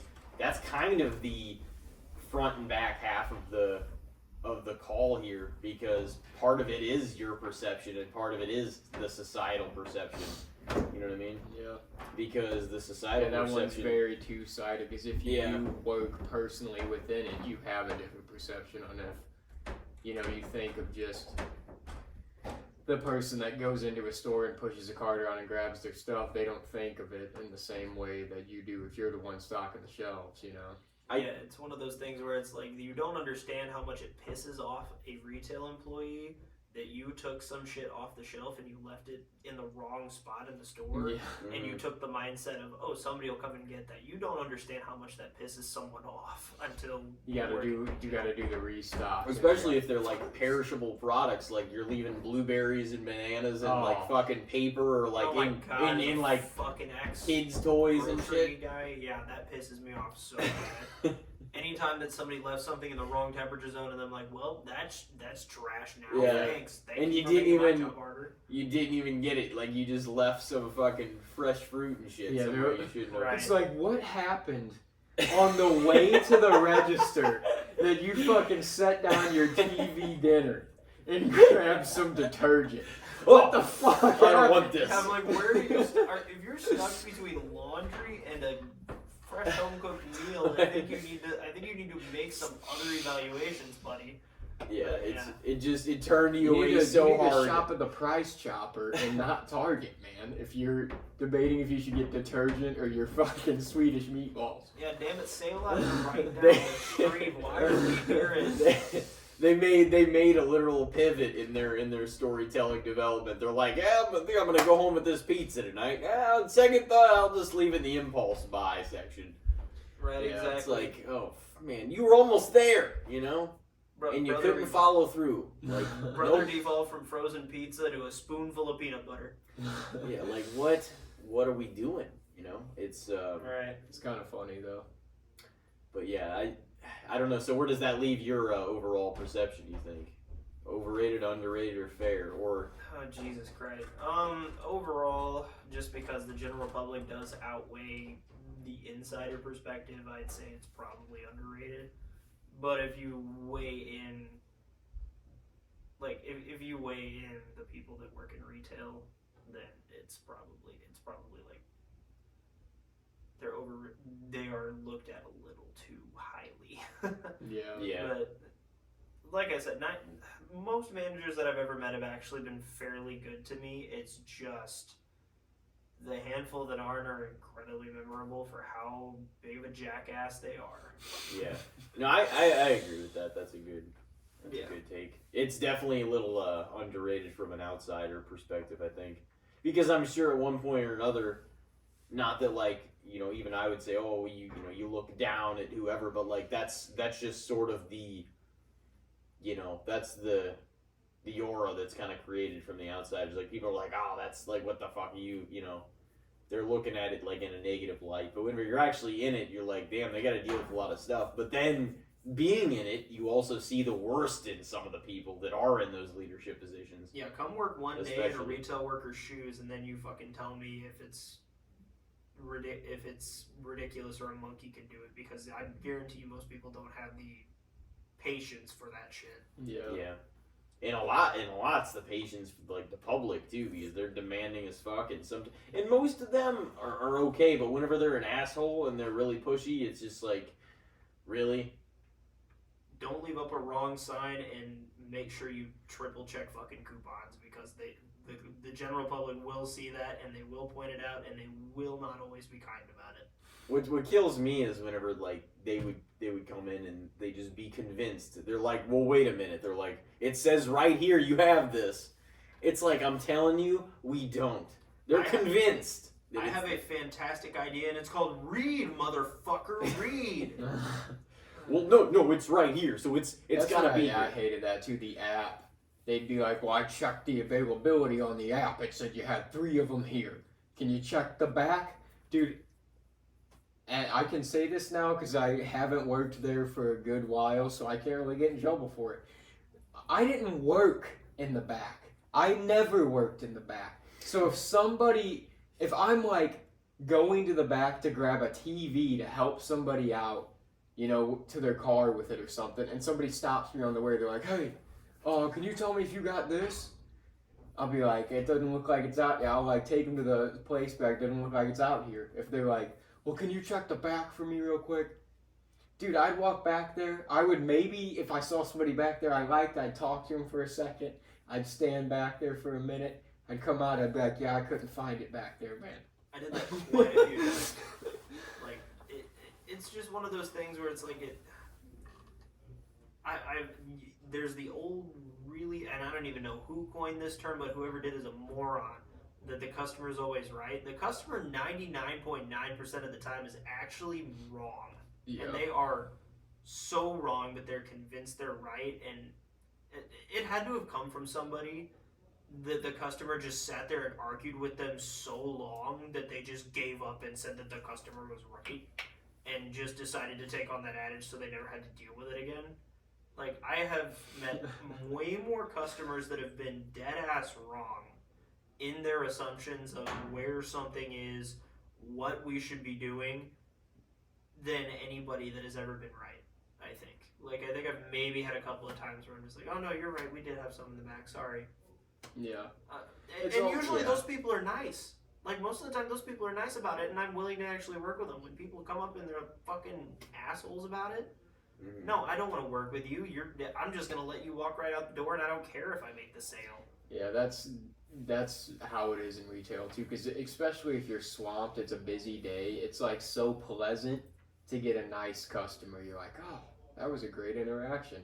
But yeah, like if you're already feeling the pressure of the day and somebody's like, man, why you guys do this? This place is fucked up. Because it's like, as soon as someone feeds you that energy, you're like, just get the fuck out of here. Oh, yeah. I don't want to deal with you. It's like, Yeah, I want you the fuck out of my store, and I hope you never fucking come back. Yeah, customer, dude, one customer could make or break your day in retail. For sure. What's sometimes annoying is whenever you're trying to get by everybody and just suddenly, like, you know, we've all had it because we've all been shopping before and we see somebody you know, but like, you'll see somebody right in front of you and you're trying to push your shit through and they'll be like, oh, John! Good to see you! It's like, why does this fucking reunion have to happen right here and you guys take up the middle of the fucking aisle? Like, Yeah, why? Yeah, and then especially when they're just like, oh yeah, some party from like however many days ago. I'm like, you just fucking saw this motherfucker and you gotta get in front of me in the middle of the store. Stop! What are we doing here? This is a insert retail store here, man. It happens, you know, you see somebody you haven't seen for a while, it's great, but like, the problem is when they take up the whole fucking aisle with their carts. If you got kids with you, it's even worse. You're taking up all the fucking room. No, you want to know my worst pet peeve of the entire time I worked in retail, right? So you'll be stocking a shelf. You're standing there, just literally in the middle of the aisle, putting whatever on a shelf, or you got whatever door open if you're in the refrigerated section, and then somebody pushes their fucking cart up to you as close as possible, and then they just stand there and they stare at you and wait until you move to keep going through the aisles when there are plenty of ways to get around you. They could walk out the other aisle, or like half the time I would stand there and I would give them as much room as possible. Nope, they're just gonna stand there and wait until you literally become one with the peanut butter, right? Until you shove yourself up on the shelf too, and then they're like, oh no, now I'll go around you, thanks. And you gotta keep a smile on your fucking face. And I'm like, I hate you. Why didn't that whole aisle right there? Or you could have gone around, and all you're gonna do is go from aisle A to aisle B. You could literally go back the way you came from and walk around instead of going right past me. Stop staring at me. I'm not. This isn't a fucking zoo. You have legs. Use them. Or the family of like 7 that decides, hey, we're gonna walk in one big fucking line that takes up the whole aisle. It's like, why do you all gotta be fucking staring at each other as you shop? Dude, if you have to bring your 6 kids in the fucking store, you better walk in a single file line and have the husband pushing the cart and the wife holding up the caboose so you can keep track of it, or vice versa. Don't it's disrespectful as fuck, especially on a busy day, to just block a whole aisle with your family. Oh, yeah. Nobody gives a fuck about your 5 kids. You didn't have to bring all of them here. Oh, man. I guess we should move on, though. We could bitch about customers all night, too. Oh, yeah, this is another easy one. Oh, yeah. No, what I was going to say, too, is, like, one of the episodes James was on, I remember it being brought back. This isn't my topic, but I was going to add something additional to that real quick. But, like, anytime you're in a the smaller the workplace, especially if they do operate with the public, whether it was working fast food, whether it was retail, wherever it may be, it's like the smaller the store, the less employees, the less volume they move, whatever, it's like the more micromanaging they do. Like, they feel like they need to watch over your shoulder and fine-tune your every move like a perfect little soldier. The smaller it is and, like, the less so you don't have as much to deal with. It's just, and I can't be the only one, but it's like I operate worse if you're over my shoulder actively and not trusting me to do the job that you trained me for. It was that way at the hardware store that I was at because it was a smaller workforce than the other retail store that I worked at. We had basically I was working in a warehouse, and we had a warehouse manager and we had a manager above him. And the warehouse manager would pretty much always tell us every day, like, because we'd get micromanaged by his boss. But then he'd tell us every day, listen, whatever you do, I'm not going to sit here and micromanage you. Just look busy. Even if you're just holding a broom, hold the broom. Like, and then if somebody walks into a room, start pushing it around and make it look like you're doing something. And because there just wasn't that much to do. Like it was a job where we would have things to do, but it would be like short bursts of there's a whole hell of a lot going on, and then stretches where there was nothing. So, I mean, it's just weird to me because there's no way that upper management didn't know that there just wasn't something to do, but then they're just like, oh yeah, well, go out. We were literally being told to sweep a parking lot at a hardware store where we sold rocks, mulch, and bags of dirt.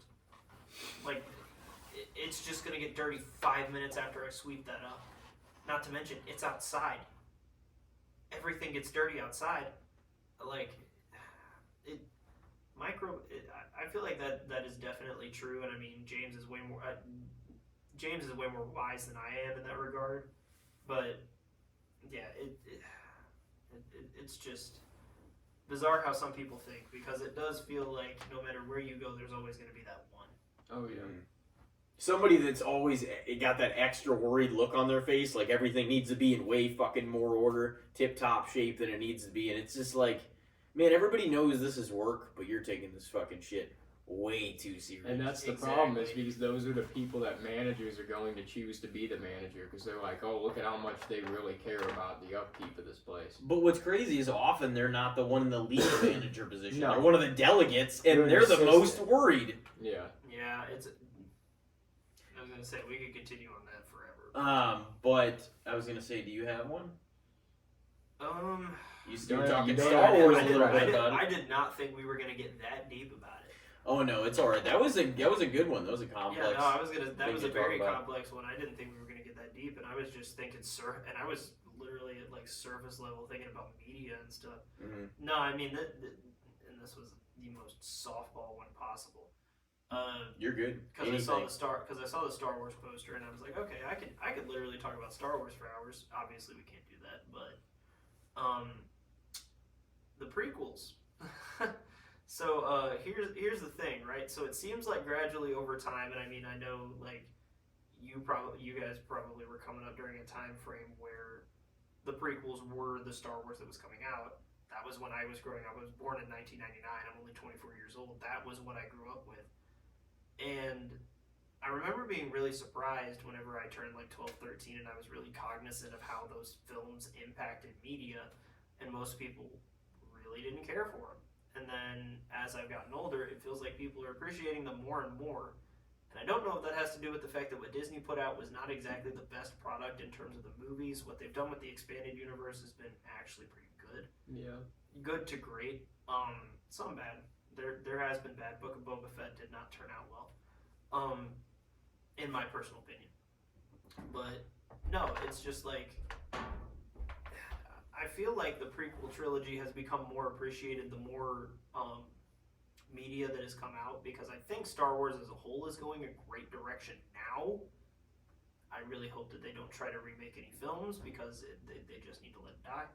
But yeah, no, I mean, I think personally, and I can answer this right off the bat, I think the prequels are undervalued. I think they're very underappreciated, especially because they introduced it to a new generation. But yeah, there's mine. It's not nearly as deep, but Yeah, I would probably definitely say they're underrated a little bit as well, but I do feel like they're gradually, like you said, they're making their way up to getting a fair shake. Because, I mean, when they came out, the only thing that they had to compare themselves to was the original trilogy, and those people were diehard with that trilogy. And that trilogy, even from my perspective, is borderline. There's not a bad movie in it. No, that's the thing. It was like the sci-fi trilogy of its time. So like, whenever they started making another trilogy, people are like, "Well, what the fuck was this? We already got the best space trilogy you could possibly make." And they immediately were just like, this is goofy, this is shit. But once Disney did the sequel trilogy, and not that everything in it was garbage, but people saw them and were like, actually the prequels were not bad. Those are pretty quality Star Wars content if you really look at it. Aside from, characters like Jar Jar that people point to whenever they try to make their point about them not being regarded as well or whatever. Which at this point is such a low hanging fruit. It's the lowest hanging fruit you can go after. in terms of the prequels, in large part. And I'm not saying that there was most certainly emotional weight to the originals. I'm not denying that. But there was a lot of lighthearted moments and kid friendly scenes and like a lot of stuff like that. I'm not saying there wasn't in the prequels, but if you watch some of the gravity of those scenes play out in all three of the prequels, but especially like 3 and even a lot of Attack of the Clones, but Revenge of the Sith especially, they feel a lot more serious to me in reality. Yeah. You know what I mean? Yeah, and there was They get progressively more serious each film. Like I think the Phantom Menace is definitely the most lighthearted of the 3. I think it's got a lot of, because of the fast action paced, and it's like I said, the low hanging fruit. Let's just get over that now because people have their disgruntlements. But if it's 2024 and we've seen everything that's come out, and if you're somebody that's seen everything that's come out in Star Wars and you're still going after Jar Jar if it was the worst fucking thing they put out, you have not watched nearly enough of this fucking shit that they put. You did not watch all of The Last Jedi, where if you pretty much just paid attention to that film, that was the first time that it felt truly to me, because I grew up with the prequels, and my dad had the sequels when he was younger, my dad had the originals when he was like my age now, way back in the day, and then you have all that, and then you get to The Force Awakens felt like it was a solid Star Wars movie. Yeah, The Force Awakens was actually damn good. Yeah, I was very optimistic. And then The Last Jedi came around, and that was the first time that I was like, oh yeah, this is a Disney movie. Because that was the first time that it felt like all of their humor was Disney inspired. It felt like they were trying to market stuff with the porgs, and I was like, okay. And it felt very like formulaic, like, oh, here's another one, and this is where we pull out the lightsabers, and this is where we do this, and this is. It didn't feel like this is Star Wars, and this is still the special, significant thing. Yeah, like Star Wars as a franchise is very marketable, but the thing was, it wasn't marketable because of a forced effort. It was organically marketable. Like, you can sell action figures of anybody in that franchise, and it makes sense. Disney, half the time, it felt like, why the fuck did we bring porgs into this? It's so you could sell merchandise. They could have. Here's the thing. It's a new droid. Star Wars had such marketability. They could have. I mean, maybe you say, because even in the George Lucas era, they still had the Clone Wars come out and everything. At least the beginning, the first several seasons, most of it came out in the George Lucas era. Still. So if you want to say that would come out, whatever. I mean, there was already stories and whatnot coming out about it in the first 6 movies. But other than that, there wasn't really a lot. There was other books and there was other, content that came out. But if they had just had those first 6 films and rode the wave for the next 50 or 60 years just on that, they would have sold toys still for decades and decades and decades. Oh my god, I still remember being a young kid, and I remember exactly what all of the Revenge of the Sith toy setups in the stores used to look like when I was a kid, because that's how good they were back in the day, and they didn't even really have to try. The films made a lot of money, but the toys, the marketability of all the stuff they made, because the memorabilia, a lightsaber.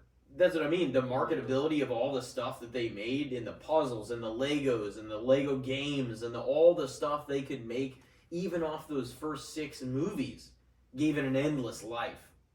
Oh yeah, you know what I mean? Yeah, and I mean, like, there's a lot of there's more flaws. Like, if you look into the prequels, there are more flaws than just Jar Jar. The biggest one that I can think of is, why the hell did we let George Lucas write romance? Because he can't do it to save his life.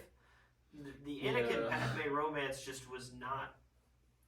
It didn't feel organic at all. And it's because, I mean, like, George Lucas will tell you himself, he didn't even know how to write a romance. And even in in the original trilogy, there wasn't a romance angle. Weird using a wrestling term there, but there wasn't a romance story in the original trilogy. The whole Han and Leia thing just kind of happened, and they didn't focus on it at all. Anakin and Padme was a focus of 3 fucking movies, and George Lucas couldn't write for it. And on top of that, you have half of all of these movies being space politics, which why like nobody wanted to come into the theater and see space politics. They wanted to see the action parts of the movie. And Space politics. They're like, Well, let's go watch a space politics movie. exactly, and that's what a lot of Attack of the Clones. Attack of the Clones was either space politics or a huge action sequence, and there was almost no in between. That was a lot of Revenge of the Sith, though, too. That Basically, too. very political. I will agree in that sense, but it also played into the story in the sense that I'm not going to say that those scenes were always the most entertaining parts of the movie by any means, but it also operated at a time before the rise of the Empire and the fall of the Jedi Order, when it was still an organized Republic effort and everything was still wholesome in there. You know what I'm saying? There was a Republic, there was a Senate. It was organized, everything was for a reason. The Jedi were brought in as protectors, keepers of the peace.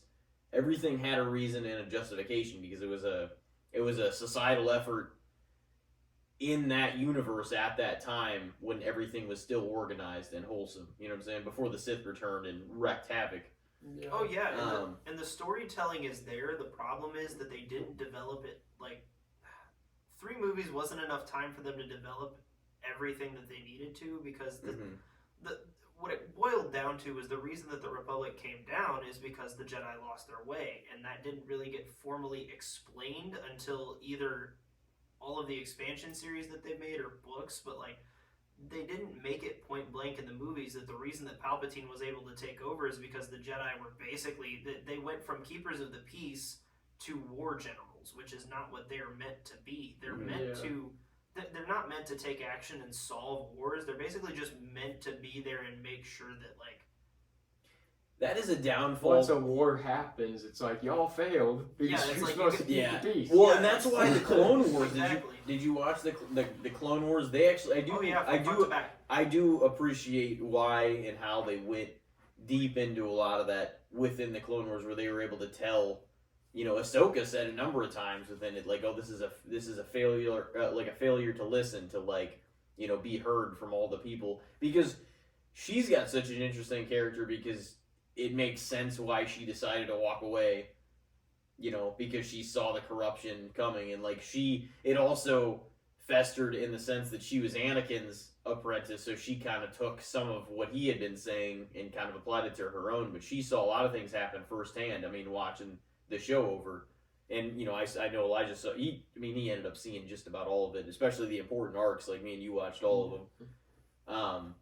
But she came to understand why everything was failing and nobody was listening, and you know, at times the Jedi would just take things into their own hand, but they were slowly losing their grip that they once had.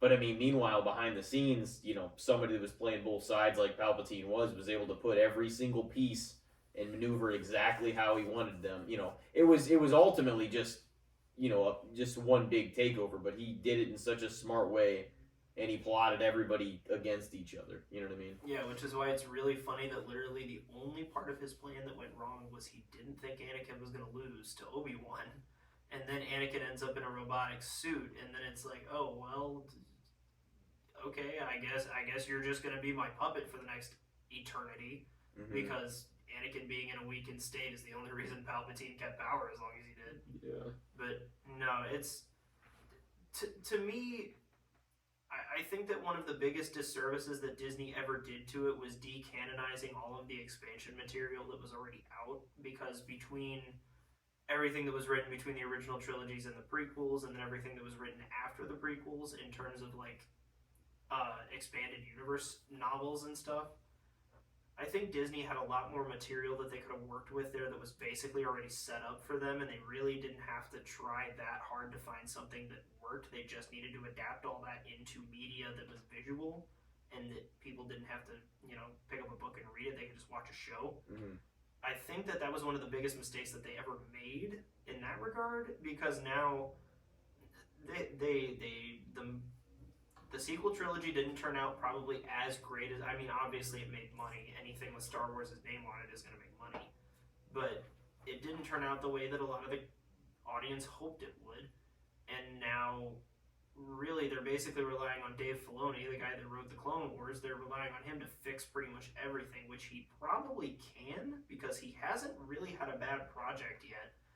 aside from, and I don't know how much he really contributed to it, if you want to contribute the Book of Boba Fett to him, because just from a critical standpoint, I mean, I didn't even see the whole thing, but I pretty much heard it was like kind of a weird aside from the Mandalorian. Basically was. Yeah, it was like, well, like 6 episodes, right? And like 3 episodes in, Mando and Grogu came in. So it like just kind of became like, oh, this is an extended extra 3 episodes of The Mandalorian. Another opportunity to market Grogu, because that's what they're doing is, again, we're selling Grogu merchandise. And I understand appealing to a casual, again, this goes back to, you have to appeal to a casual audience in order to make money. It just makes sense. But if you're trying to oversaturate the market by saying we're just going to expose everybody to Baby Yoda over and over and over again and sell as much product as possible, eventually your overall writing for this material is going to suffer as a result. And like it's a weird balance that you have to find with Star Wars. But I mean, I feel like by and large the Clone Wars definitely, so the prequel trilogy by itself has a lot of flaws, but I feel like these days a lot of people appreciate it more because of what the Clone Wars and the media surrounding it did for it, because instead of it just being these 3 movies in a vacuum, we now have story that at least bridges the gap between Attack of the Clones and Revenge of the Sith. That's one of the downfalls, I would say, and it's like a pet peeve of mine sometimes. Not always, because sometimes you don't have to know everything that happens. Sometimes the value is in the mystique of not knowing. But what I will say is the time jumps with anything just bother the shit out of me sometimes, because I'm like, well, what the fuck happened between now and then? Like, what set these events in motion? You know what I mean? Like, those are things that I want uncovered if I'm supposed to understand how everything got from point A to point B, especially if, you know, the next movie picks up and half the characters that were in that one are gone. It's like, what the fuck happened to them? You know what I mean? You have a whole bunch of, and I'm not saying that the number one priority should be to answer all those questions, and maybe your next story will answer some of those questions more subtly, and maybe they aren't the most important thing. But sometimes you need, you know, I feel like it's necessary to provide answers from how we got from one point to another. So that for that I understand, and because the jumps from 1 to 2 and 2 to 3 were bigger than, you know, 4 to 5 or 5 to 6, it didn't feel like that needed as much closing as. Although I still wouldn't mind seeing some of what happened between, like, the older trilogy movies too, like whenever, you know, after Luke got his new hand and like went to go build his lightsaber and like went off, and because whenever he came back after Empire Strikes Back, even pivoting to the pivot, that's a big word tonight, pivoting from the prequels to like for the original trilogy, you know, whenever he came back and went to Jabba's palace and, you know, the opening of like Return of the Jedi, it felt like a much more matured Luke Skywalker, you know what I mean? Yeah. Compared to even, because Luke, even from A New Hope to Empire Strikes Back, the time gap's 3 years apparently, in real time and in when the movies were released. But they said from 5 to 6, it was 1 year, and it's like, if anything, it feels opposite. It feels like, you know, in a way, it feels like he grew a lot more from 5 to 6 than he did even from 4 to 5. You know what I mean? Yeah, it's definitely it's just weird with the prequels, because you have a character like Anakin Skywalker, which is, you're taking this kid and you're basically trying to show how he turned into literally one of the most iconic villains in all of fiction, and you somehow have to navigate that entire story without making it seem totally contrived, or like you have to try and avoid bad writing. And I think one of the biggest pitfalls that they ran into was they kept, you know, George Lucas is writing a romance angle, first of all, which is a big problem. You're asking a sci-fi nerd to try and, like, no disrespect to all the nerds out there, but you're basically asking a sci-fi nerd to try and write some kind of a romance novel into a space opera, which it doesn't necessarily fit all the time, and you're not always going to know exactly how to write it. And like, because one of the biggest hot takes I have about that entire thing is that Hayden Christensen's acting was actually good, and the reason I say that is because how else are you supposed to portray someone who is feeling regular human emotions, who is being told to completely ignore them? Like, do you want him to portray it as if he knows everything that's going on? He's supposed to be confused and conflicted. That's what I always said. That's what I always said, was that I think he did an excellent job at playing a conflicted Anakin. Like, he really did. Because if you think about it, it seems like he had a hard time the entire time reconciling the feelings he actually felt versus what he was supposed to do as a Jedi following the Jedi Order. You know what I mean? Like, he didn't quite figure out who he was as Anakin Skywalker, because on paper he was not supposed to have all these emotions that he actually felt, because he operated like a human being, and he couldn't have both worlds. So, like, because he tried to balance them, he basically lost everything, because he couldn't really choose. He tried to have everything that he was not supposed to have, but he was trying to be a Jedi and assume power at the same time. He couldn't, it didn't work. Yeah, no, it's just something that I think gets overlooked a lot, because how the hell are you supposed to play a character like that? Do you want him to act like he's got everything figured out? Because that's not what he was literally taken at 10 years old and basically said, hey, you're basically the savior of the entire universe, and you're going to get this all figured out over the course of your life, and we're going to help you, but we're also going to tell you that you have to suppress everything you've learned over the first 10 years of your life. Mm-hmm. Basically, the entire basis for being a human, you have to get rid of that. And I think that's another thing that got expanded upon very well in in series like the Clone Wars, because it showed that there are more than just Anakin that had emotional attachments. Obi-Wan had one. Mm-hmm. It was a very well-known one. It was with a prominent political figure, and that gets brought up. And on top of that, like, one of the other big things is the Order 66 scene in Revenge of the Sith. It's supposed to have this heavy emotional weight to it, but if you go back and you watch it pre-Clone Wars, the only real sad thing about it is that it's the fall of the Jedi Order, because Plo Koon has gotten 0 character development, Ki-Adi-Mundi had 0 character development, Aayla Secura. None of these Jedi that are dying in this scene had any development as a character prior to Clone Wars coming out, and then almost every single one of them was featured in at least one episode. Plo Koon especially was given a huge spotlight because he was the person that brought Ahsoka into the Jedi Order. And then you go back and rewatch the scene, and then it's like, oh shit, all these characters that actually meant something to me are dying. Even the ones that Palpatine cut down in like 2 seconds got some kind of character development for the most part in TV shows. Kit Fisto was one of the coolest Jedi in the Clone Wars. Oh, yeah. And you're not meant to feel anything about any of it. Like, you're supposed to feel really sad when these people die, and the only 2 Jedi that have like any development outside of Anakin and Obi-Wan are Mace Windu and Yoda. And Mace Windu dies, and that was brutal. Sucked. I still controversially don't think he's dead. I fucking hope he is. At least not in that. And I loved him. They bring everybody back. They're like, dude, I loved him. How many times is Darth Maul gonna fucking die? Okay, they got chopped in half. That is understandable. But the problem, but I don't know. Mace Windu went out like a little bitch because no. Listen. Here's my thing. Mace should have known that shit was coming. This is literally he was the one that was questioning Anakin more than anybody. I know, he was questioning Anakin more than anybody. He raised his arm with his, basically acting like he couldn't even feel Anakin in the room. You're a Jedi, aren't you supposed to be attuned to the Force and sense when something bad's about to happen? And you're surrounded by the most evil, unless, you want to go with the whole Palpatine had his mind so clouded he couldn't feel shit Anakin was doing literally right next to him. Yeah. But the whole thing behind Mace was that he was the only person that could do that because he also channeled the dark side of the Force in his lore.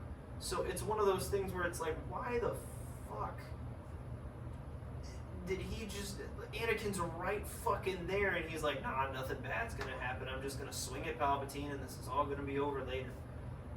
he's supposed to be at that moment in time top 2 Jedi ever, and he lets himself get fucking punked by Anakin goddamn Skywalker, who's on an emotional tirade because he doesn't want his wife to die. Like, he didn't totally, like, he kicked the Emperor's ass and then fumbled the ball. He fumbled the ball at the fucking 1 yard line. He was the He was the first. He was the first elected one. to throw at the 1 when you have Marshawn Lynch in the backfield. Yeah. That's exactly what he fucking did. He literally had the situation in such control, and then it was just over. He did. That he was, he was the very first person that ever outdueled Palpatine.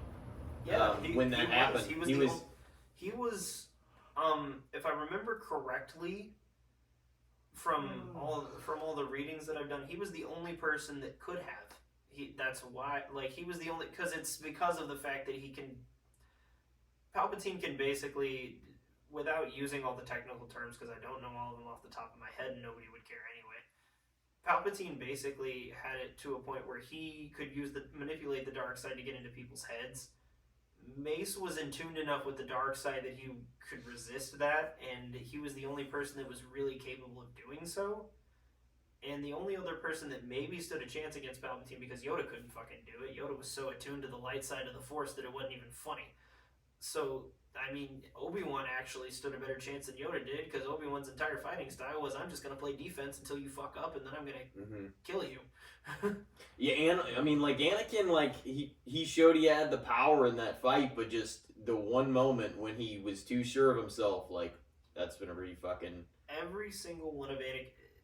Pretty much every single time that Anakin lost, it was because his emotions got the better of him. Oh, yeah. His ego got the better of him. He had the fucking high ground. Why did you jump? Like, Obi-Wan told him. Some fancy flip. Obi-Wan told him what he was gonna do too. He's like, "Don't try it." Yeah, and in the comic books, it was revealed they literally practiced that. They did that training exercise over and over again because the exact jump that Anakin tried to do on Obi-Wan was the jump Obi-Wan did against Darth Maul. So they had that training exercise repeatedly, and Obi-Wan knew exactly what the fuck was coming. So he's like, "Don't try it. I literally know what I'm gonna do." And then Anakin tried it, and Obi-Wan's like, okay. He just got lucky he didn't kill Anakin's just lucky he chose not to kill him. Yeah, but he could. I mean, after he saw him getting burned to a fucking crisp, I don't think he could go down there and just no. just slash him. He thought he was dead. Yeah, but no, it's a whole. All of this to say, I definitely think, now that all has been said and done, I think that as a society we've underappreciated the prequels. I think definitely. I think they're definitely undervalued, but I love them. Yeah, I would love to see. Yeah, I think most diehard Star Wars fans do appreciate them, but yes. I feel like all in all, they're probably a little undervalued societally because most people think of the originals as, cinema, the Star Wars experience, but there's a lot of ground there in those prequels. Like, there's a lot. I think eventually we're gonna appreciate the sequel. I think eventually that we will start to see more value in the sequels as time goes by, or we'll at least see the valuable parts more prominently. Also just, I'll never not see 8 and 9 just clearly being a director battle of like, you wanted to do this? Well, fuck you, I'm gonna do this now. They also, the only real issue that I have with the sequels inherently is just that they wrote Luke Skywalker wrong. I just don't. That's what I said too. I think that was the number one miss. I think, like, of any, I could let. There's honestly a lot of things I could probably let back. There's a lot of things that I could probably let slide if it came down to it, but them disrespecting the fuck out of the great Jedi Master Luke Skywalker was unforgivable. That shit was fucked. Oh yeah, I mean they wrote him like a coward. But they did, because that's not what he was. He literally was like, as a kid or however old he was supposed to be in A New Hope, he said, "I want to get out of here and do something with my life." He does, and he goes and becomes a great hero. And then all of a sudden, because he may have made one mistake, which turns out he really didn't make a mistake, Ben Solo did have evil in his heart. And he was like, "Oh, I may have made a mistake. Never mind. I'm gonna go fuck off and hide on a random planet and shut R2 down." But no, it's just If they would have taken out the entire time they were on Canto Bight on The Last Jedi, it would have been a better movie. oh my god. They didn't even need to be there because they didn't find the Master Codebreaker there. Not to mention literally the entire B plot of The Last Jedi didn't need to happen. It was just there so Finn had something to fucking do for 2 hours. Like, that extra half an hour it had, or 25 minutes, whatever it ended up being, like, it probably would have played better if they just had removed that from it. Oh yeah, absolutely. And they the other crap, I lost my train of thought. It'll come back to me. But no, it's just one of those things where aside from like writing Luke incorrectly, that whole I remember what I was gonna say now. So all of the frustration that I feel toward the whole Palpatine subplot can be summed up by how Poe recites the line "somehow Palpatine returned" in Episode 9 because he literally says it like he doesn't even fucking know what's going on anymore. It somehow Palpatine returned. I'm like, yeah, I can feel the actor saying that from his inner soul because at this point none of the actors even know what's happening anymore. And then there's that one part of You're like, I'm here to get my Disney paycheck. Right, exactly. And I believe it's also in Episode 9 where they say something about stormtroopers flying, and they say they fly now, and I'm like, they've been doing that since the fucking Clone Wars. The actors said that in interviews. Why is this line in your dialogue? Have you seen a Star Wars movie? Have you seen any of the other products that they've put out in the years since? Why are you acting like you don't know what you're writing for? One of the classic lines, like, we always laugh at, like, in The Rise of Skywalker, though, is whenever, like, Lando's, like, he's, like, just talking about all the history they used to have together and all the stuff they did, and he's just like, Luke, Han, Leia, me? It's like, what the fuck you mean you? You're the one that fucked him over in Empire Strikes Back. Like, you got Han frozen in carbonite. You're the entire reason that Episode 6 existed, buddy. It's like Chewie's in the background, like, you know me, motherfucker, not you. Yeah, we could have cut out the entire first like 45 minutes of Return of the Jedi if you hadn't sold your fucking soul. Yeah. And then baited Luke into a trap. What was I supposed to do? It's just like, not that. Yeah, not. And he was always fishy though. Lando was his character is meant to be kind of fishy. Oh yeah, he was. Yeah, he is. It's literally like, man, you probably sold him out because of the Falcon.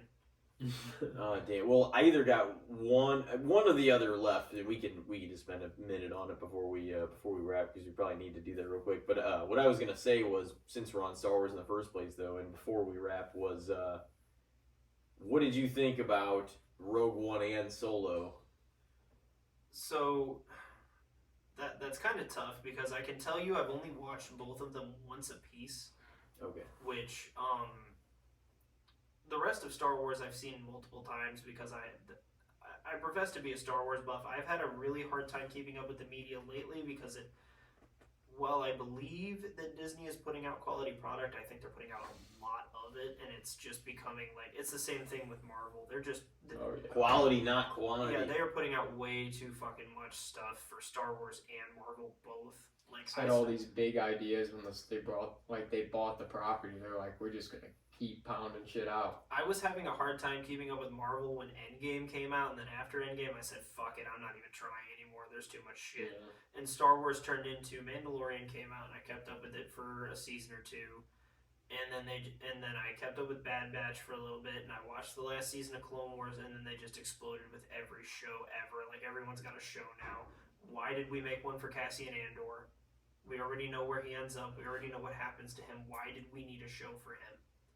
Like, this is not a character that needed a bridge, because we needed Clone Wars to bridge the gap for a lot of characters in there. Cassian Andor didn't really need one because you explained everything about him that you needed to in Rogue One. We don't need the gap bridged here. So it's like, there was too much media. But as far as Rogue One goes, personally, I've heard a lot of people say that it's their favorite Star Wars movie. I fall into the rare group where it's not my least favorite film, but it's also just kind of there for me because aside from the ending sequence with Darth Vader, I think that movie is okay. I describe it to most people as World War II, a Star Wars story. Yeah, Because it that's what did feel like a It feels Star a Wars war military It film. really that's what I was, thought. yeah. Yeah, it was feels like the a lead war up movie. to a war. There's some cool characters in it. Mm-hmm. K2's fun to listen to because he's just a prick. I do appreciate in a way though that it felt, not that it needed it. It was a great film by itself, A New Hope, but it made you feel like right after it, like yeah, you need it and you should you want to watch episode 4 like right after that. You know what I mean? Oh yeah. Like it elevated it. Yeah. Not that it needed it, but it felt like it elevated 4 a lot. Yeah, I mean, You know? I felt like it was a good bridge in there for it, but it just wasn't for me, and that's fine. I mean, I thought we didn't really need this film. It's okay, and I'm glad it exists and it world builds. And I mean, really, the only major character that I know that they developed a ton after that was Saw Gerrera, and that's just because of how prominent he was supposed to be within the rebellion. But that movie I think was fine. As far as Solo goes, of all of the characters for them to pick to give an origin story movie to, I don't know why we went with Han Solo. Because as much as I know that I liked the Kenobi show, it was fine. I don't think there was anything egregiously bad about it. I don't think there was anything that was mind-blowingly great about it, aside from maybe that fight between Anakin and Darth Vader and Obi-Wan. Because instead of it being a bunch of flippy lightsaber stuff or being super slow and plotting, it was actually an emotional lightsaber duel, which I appreciated the change of pace for. Enjoy at least 90% of the finale. Oh yeah, You know what I mean? It was. Did we need Kid Leia? Probably not. I don't have anything against that actress though, because I think fan backlash against kid actors, especially in the Star Wars realm, because it's happened twice now, is egregious. I don't think you need to go after kid actors for playing a role that they're being directed and they're being fed a script. They're not doing anything as people that's horrible, because Jake Lloyd got completely bullied out of acting by a fandom all because he was supposed to portray kid Darth Vader. What the fuck did you want that kid to do? He was a kid being forced into literally it was little kid. Yeah, Vader. It was like kid he wasn't Vader. even it's not like he was even 12. It was like a fucking He's like 7-year-old. Whenever he exactly. started it, yeah, he was like 7. They're just people coming out. You played that role like a piece of shit. Yeah, he was fucking playing a 9-year-old, and he got bullied out of acting so hard that he literally never acted again. And then you have, he needs to quit bitching though. He's like, no, fucking ruined my life. It's like you're fucking 29. He did. At this point, he's old enough that he should have probably at least found resources to try and handle it. But back then I would say. Oh that yeah, was out of line. as a kid. Yeah, and then they they tried to go after the kid actress for Leia, and everybody kind of jumped to her defense because it's like, we're not doing this Jake Lloyd bullshit again, because at the end of the day, it's an actress that was fed a script and was told to play a role a certain way. To be honest, I'm not gonna overpraise it, so don't think like that's what I'm necessarily saying either. No, but no. I really never thought he even did that bad of a job, to be honest with you. Whenever it comes to a kid in a film, No, I didn't especially think like he did that, a bad job I really, he I was never. a cute little kid. I Man. really funny. never did. He played his role. Some people were like, he was emotionless and this. It's just like he was a kid. Like, what was he supposed to? What do you mean? Right, like we have a lot of development to go before we reach the Darth Vader part. Yeah, like what do you like? What was he do you want supposed him to to play? be evil? Do you want him to be evil from right off the bat? Because nobody would have taken that seriously either. I'm not saying it's my favorite Star Wars film, but I fucking love The Phantom Menace. I think it's got a lot of rewatchability, and I think part of that is because it is the most lighthearted of the sequel or of the prequels, and I'm like it's fun. The battle between Kenobi, Jin versus Maul is fucking tremendous. Yeah. Oh my god, Duel of the Fates is one of the greatest movie scores. Probably one of the greatest movie scores in history. Oh yeah. And yeah.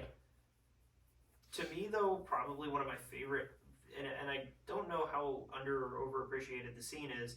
But probably one of my favorite scenes out of that movie is just the pod racing scene. Like, I feel Yeah. like nobody No, it was talks great. about how cool. Like, yeah, it's all CGI, but it's like one of the best animated CGI scenes I've ever seen in my life. It was It's great. Like, it's an action scene that's not a bunch of fighting within a Star Wars film, and it's way more enthralling than any NASCAR race, even though that's technically what it is. It's Star Wars version of NASCAR.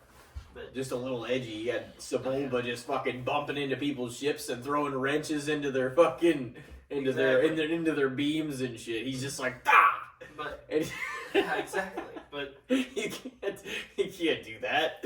no, to loop all the way back around to Solo. I don't think it needed to happen. I think it was an okay movie. I didn't think it was bad. I didn't think it was great. But overall, I think both those movies were just okay, and I think Star Wars could have taken them or left them. Yeah. Well, I'll throw my last one out there, but I'm not even going to start a brand new thing, because we probably all sure we need to wrap here soon. But just to go back into wrestling for a minute, I already had this one written down, so I'm like, fuck it, I'll just keep it. Plus, we've had our wrestling discussion for the night, but we can just throw a few opinions out there on them.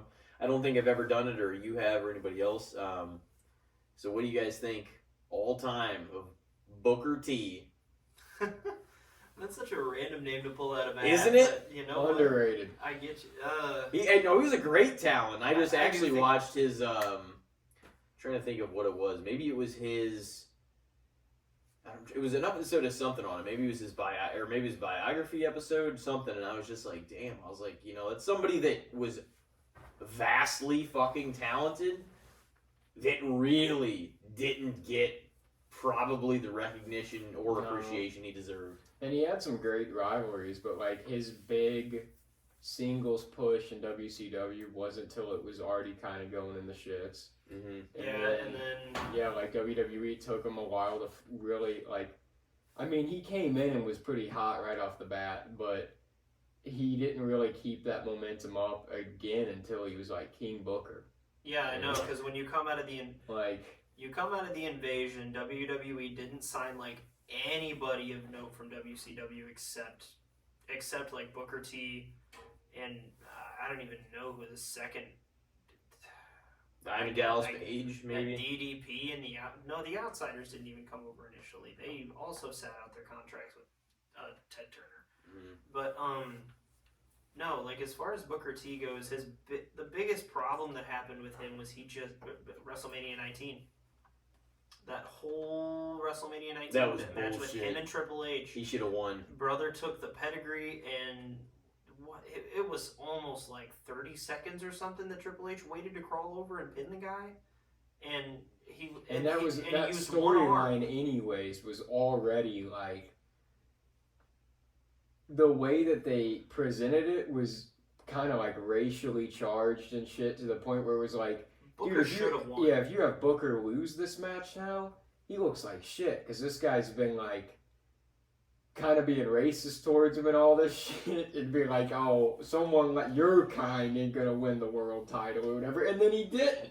Yeah, I know, like, and then damn. and then Booker T spent like the better part of, because that was back in 2003, and then he spent the better part of the next like 3 years in tag teams with Rob Van Dam and Goldust and doing like nothing, and then suddenly That he was King Goldust and Booker. Booker T stuff was great. Oh, that stuff was but great. that's fucking crazy. Again, Goldust can work with anybody. Yeah. That's just insane though, because Booker had charisma. He had great promos. He could work damn well in the ring. Like he had everything except like timing working on his side. Yeah. Like he there was still a lot of huge names on the roster, and even the fact that he got into the main event, or one of the main events of WrestleMania 19, was a huge thing in itself.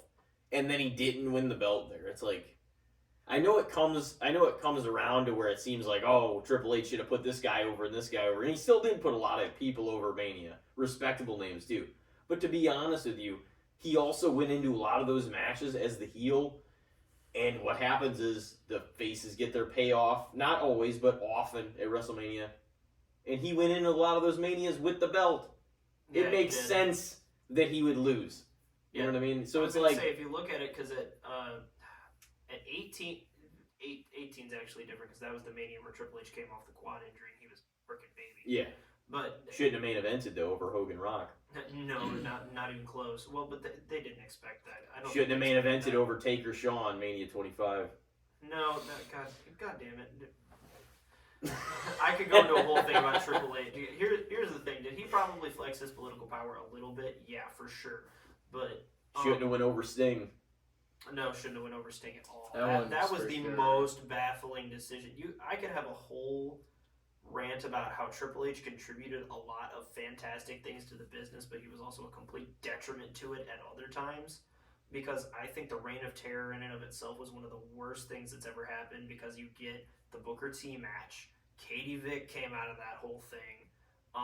Randy Orton's initial failed babyface run came out of that. Benoit was like, throw that fucking name in a hat real quick. Yeah, Benoit But, was about the only. He was about the only one that overcame that fucking whole ass reign that Triple H had over everybody. Yeah, and Yeah, then the it's next like- year Batista went over him, but that was like the Reign of Terror was Yeah, it was like ending. Yeah, it was basically over at that because point. Triple H buried pretty much Goldberg, Kane. He didn't really Yeah, bury. I Goldberg guess I can't won say. the belt though. Goldberg did win the belt, but they could have made Goldberg so much bigger than he was if they had just let him beat Triple H definitively. But that's a whole different, because Goldberg wasn't a worker, but that's a whole different thing.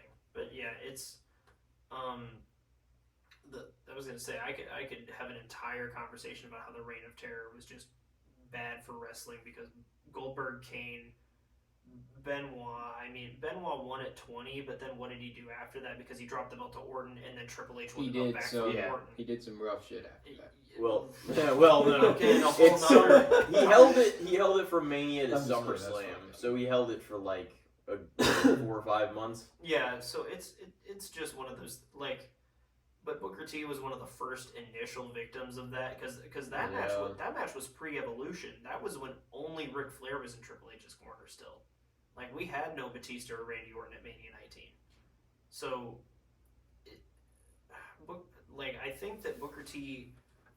I think Booker T was very much underappreciated, because even when he came over from WCW initially, it was they just got Booker T because they couldn't get Sting or anybody else that was over there. And then, he loses at Mania 19 and it turns into he's a comedy act until he turns into King Booker, and even then he's a comedy heel. But he was, yeah, that was the thing, is he was still kind of a comedy act, but it got him the World Heavyweight Champion. He got over as being hated because people legitimately were like, "I'm fucking tired of him saying that." Oh, Booker! damn, Yeah. King Booker! It was like, in retrospect, it was great though, because it really did get him heat. Like, people got fucking mad at that. Yeah, when you turn into King He would just Booker! like swing the cape around and like hold the pinky up and shit. That was like, I hate to say it, but that ended up being some of his most prominent work he ever did. It really did. Yeah, because he went over. Yeah, like I feel like the King Booker run and the run with the belt and like 2000 in WCW were Booker T's 2 biggest moments in his career. Like, Oh yeah, Mhm. and then dropping the N word and cutting a promo against Hulk Hogan. yeah, that became pretty notorious for the wrong reasons. Yeah, but no, I think Booker T was definitely underrated. But I could Yeah, go I would on. say the same. Yeah, I could Oh, go yeah. on and on about like the Reign of Terror and a million things like that. We'll have to have you back on. We'll have to. Oh yeah. Yeah, for sure. Chop We it don't up have enough again. time for that shit. No. But that's a can of worms and a half. Oh yeah. I'm sure we could have gotten deep on everything. We could have done fucking 2 hours on Star Wars and 4 hours on wrestling and Like an hour on it. yeah, Everything else. you can't give everybody too much content at once. I know. They're not even fucking prepared for it, Well, Randall, thank you for coming on tonight. It's been a hell of a podcast. We're rounding out at about 3 hours here tonight, actually. Man, I didn't want to. I didn't want to take up too much of your time, but thank you, No, thank you're you for having me. I appreciate it. I'm always glad to talk everyone's ear off about everything. I'm passionate about all this stuff, and I mean, it's kind of hard to come by people that are willing to just sit down and shoot the shit with you about whatever. But yeah, bit of a shameless plug. I actually have a Twitch streaming channel. If you want to follow me at twitch.tv/Johnny_314. always got to fit the shameless plug in there, but I stream live. I play video games usually every Tuesday night, and I do it periodically throughout the week. But yeah, thank you for having me on. I appreciate the opportunity. I'd love to come back sometime for sure. Hell yeah. You're welcome. And no shame, everybody. Like, we usually give the floor to the guest to plug their stuff at the end, anyways. So you took the initiative. Yeah, and we that's usually have good. to direct it and be like, well, if you have anything you want to say, Yeah, plug? yeah. That's fair. You just picked it up and ran with it. You're good. Say I just got to the point where I can monetize my streams, so I'm trying to get it wherever I can. Broke college student, I got debts to pay. Yeah. Alrighty, well, thank you very much for coming on. I feel like we put out a strong, solid overall episode, performance. So it is now time. I think it's time for the bells and whistles. It's time for the old sleep here soon. Fucking, I guess. A few hours of it at least. Yeah. For sure. Well, ladies and gentlemen, this has been episode number 130 with Randall. His first appearance on the pod on Casting the Spotlight, and we hope everybody's taking care out there. We will see you soon, and have a great week. Take care of yourselves.